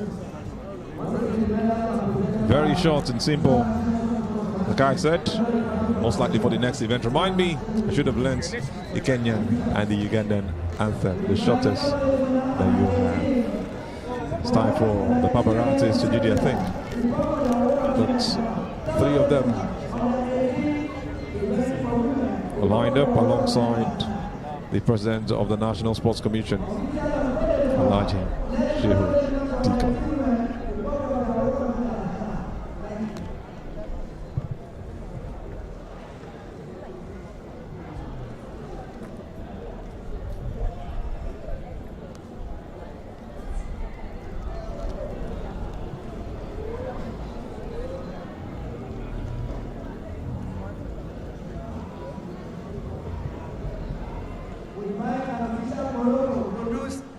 Côte d'Ivoire produce winners in under 18.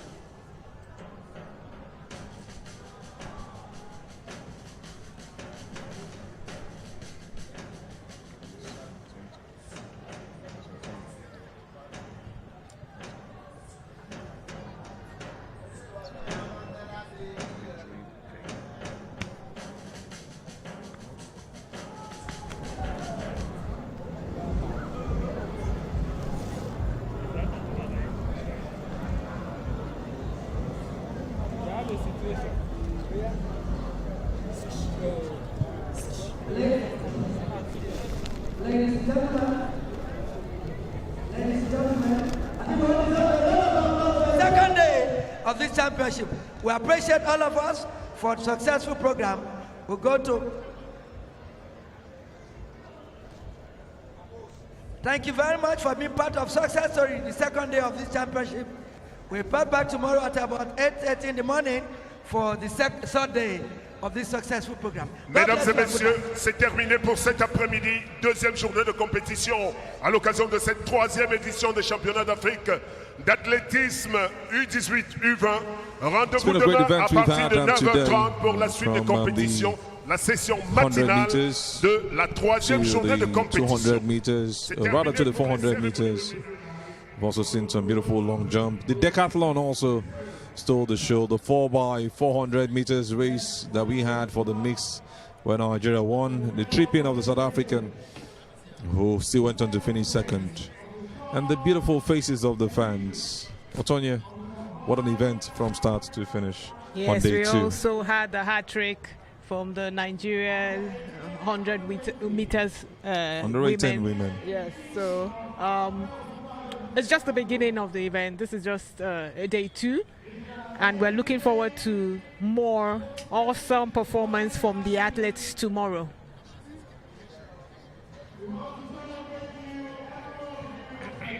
I tell you, this is some event that has really shown the best of it. Look at the fans not giving up at any point. Otonya, tomorrow, what are you looking forward to? I'm looking for more go-getters, more push, more struggle, even more falls, just to show me that you are trying to get there first. Like you said, the good, the bad, and the ugly of track and field, we would like to see it. I tell you, it's something really, really beautiful we have seen today. There is still more to come. We've still got day 3, which is Friday, day 4, which is Saturday, and day 5, which is Sunday. We'll be having the grand finale. It's really looking beautiful and interesting right here. From the ushers to the fans to the athletes to the spectators. And this lady's smile is just one that gives you joy. She's really happy doing her thing.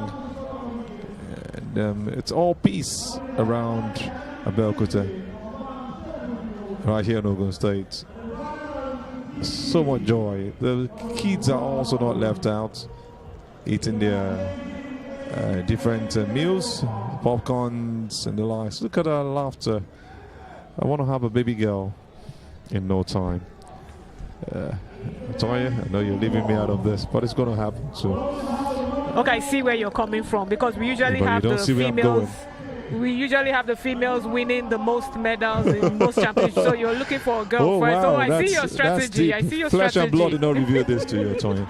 But it's all good. I love what we've seen here today, and I want to say thanks to all the 40 plus African nations right here, and the 1,000 plus athletes also that have come down here to participate in this the CAA under 18, under 20 Africa Athletics Championships. So many talents have shown up, and whether you want it or not, we are happy to have seen you also being present here. That's the beautiful thing. From Kenya to Ethiopia to Botswana to Eritrea to Eswatini, which is also Swaziland, all of these nations put together. How many can I mention? Ghana, South Africa, the lead nation as of yesterday. And then to even Nigeria, we say thank you to every nation. Also say namaste in some other language. Which other language can we say thank you? So we have Portuguese-speaking Africans, we have Spanish-speaking Africans, we have French-speaking Africans, we have English-speaking Africans, we have Arabic-speaking Africans. I thought you would have one or two languages where you can say thank you. Thank you. Arabic. We have Merci. We have Obrigado for the Portuguese-speaking. How do the French say thank you? We have I've forgotten my Spanish thank you. Hi. I should know that for the French. I it's should so know easy. that. Spanish is actually my favorite of the languages. Oh wow. We'll get there. I will remember soon. But I know that for the French, and I'm wondering why I am forgetting. It's really a shame for me at this point in time, after spending so much money learning French. And I used to train in Spain, so. Well, we'll say thank you once again to everyone who has been a part of this from start. The athletes who have made this event a gracious one, and the families that have brought themselves down here. We can all say thank you enough. Gracias is what the Spanish call thank you. And I had to remember that as quickly as possible. I can't believe I forgot. You had to, because I had to remember for you. So guys, it's been really, really a lovely event. An event that has seen medals upon medals. Just to remind you, South Africa won the first event in 2019 when we started this combined under 18 and under 20. They also won the second event in 2023 when Nigeria finished behind. Nigeria finished third in the first event, and this time around they are looking to do it again in Nigeria. Can they make it happen? They came here with 70 athletes. Nigeria has about 110 athletes altogether. So numbers might just count for Nigeria. But like the South African official said, we don't just bring every athlete, we pick the best of them. We put them through the trainings, and anyone who stands out are the ones we take down to events. And it's really, really a great thing. Merci is what we have to also tell you as thank you for the French speaking nations. We must say congratulations to all those who have won medals today. So it's just a great event. It's time for us to say our final goodbyes. And I must say that to one who has been with me from start till this point. It has to be Otonye Iworima, the great woman who's a Commonwealth Games silver medalist, who has also won 2 medals at the All Africa Games, also won 2 African Championship bronzes. She's also the first Nigerian to jump over 14 meters in the triple jump. Thank you so much, Otonye, for doing this with me. My name remains Azubuike Oniche, your host for today. I'll be here with you tomorrow, day 3. God bless you. Have a great night rest.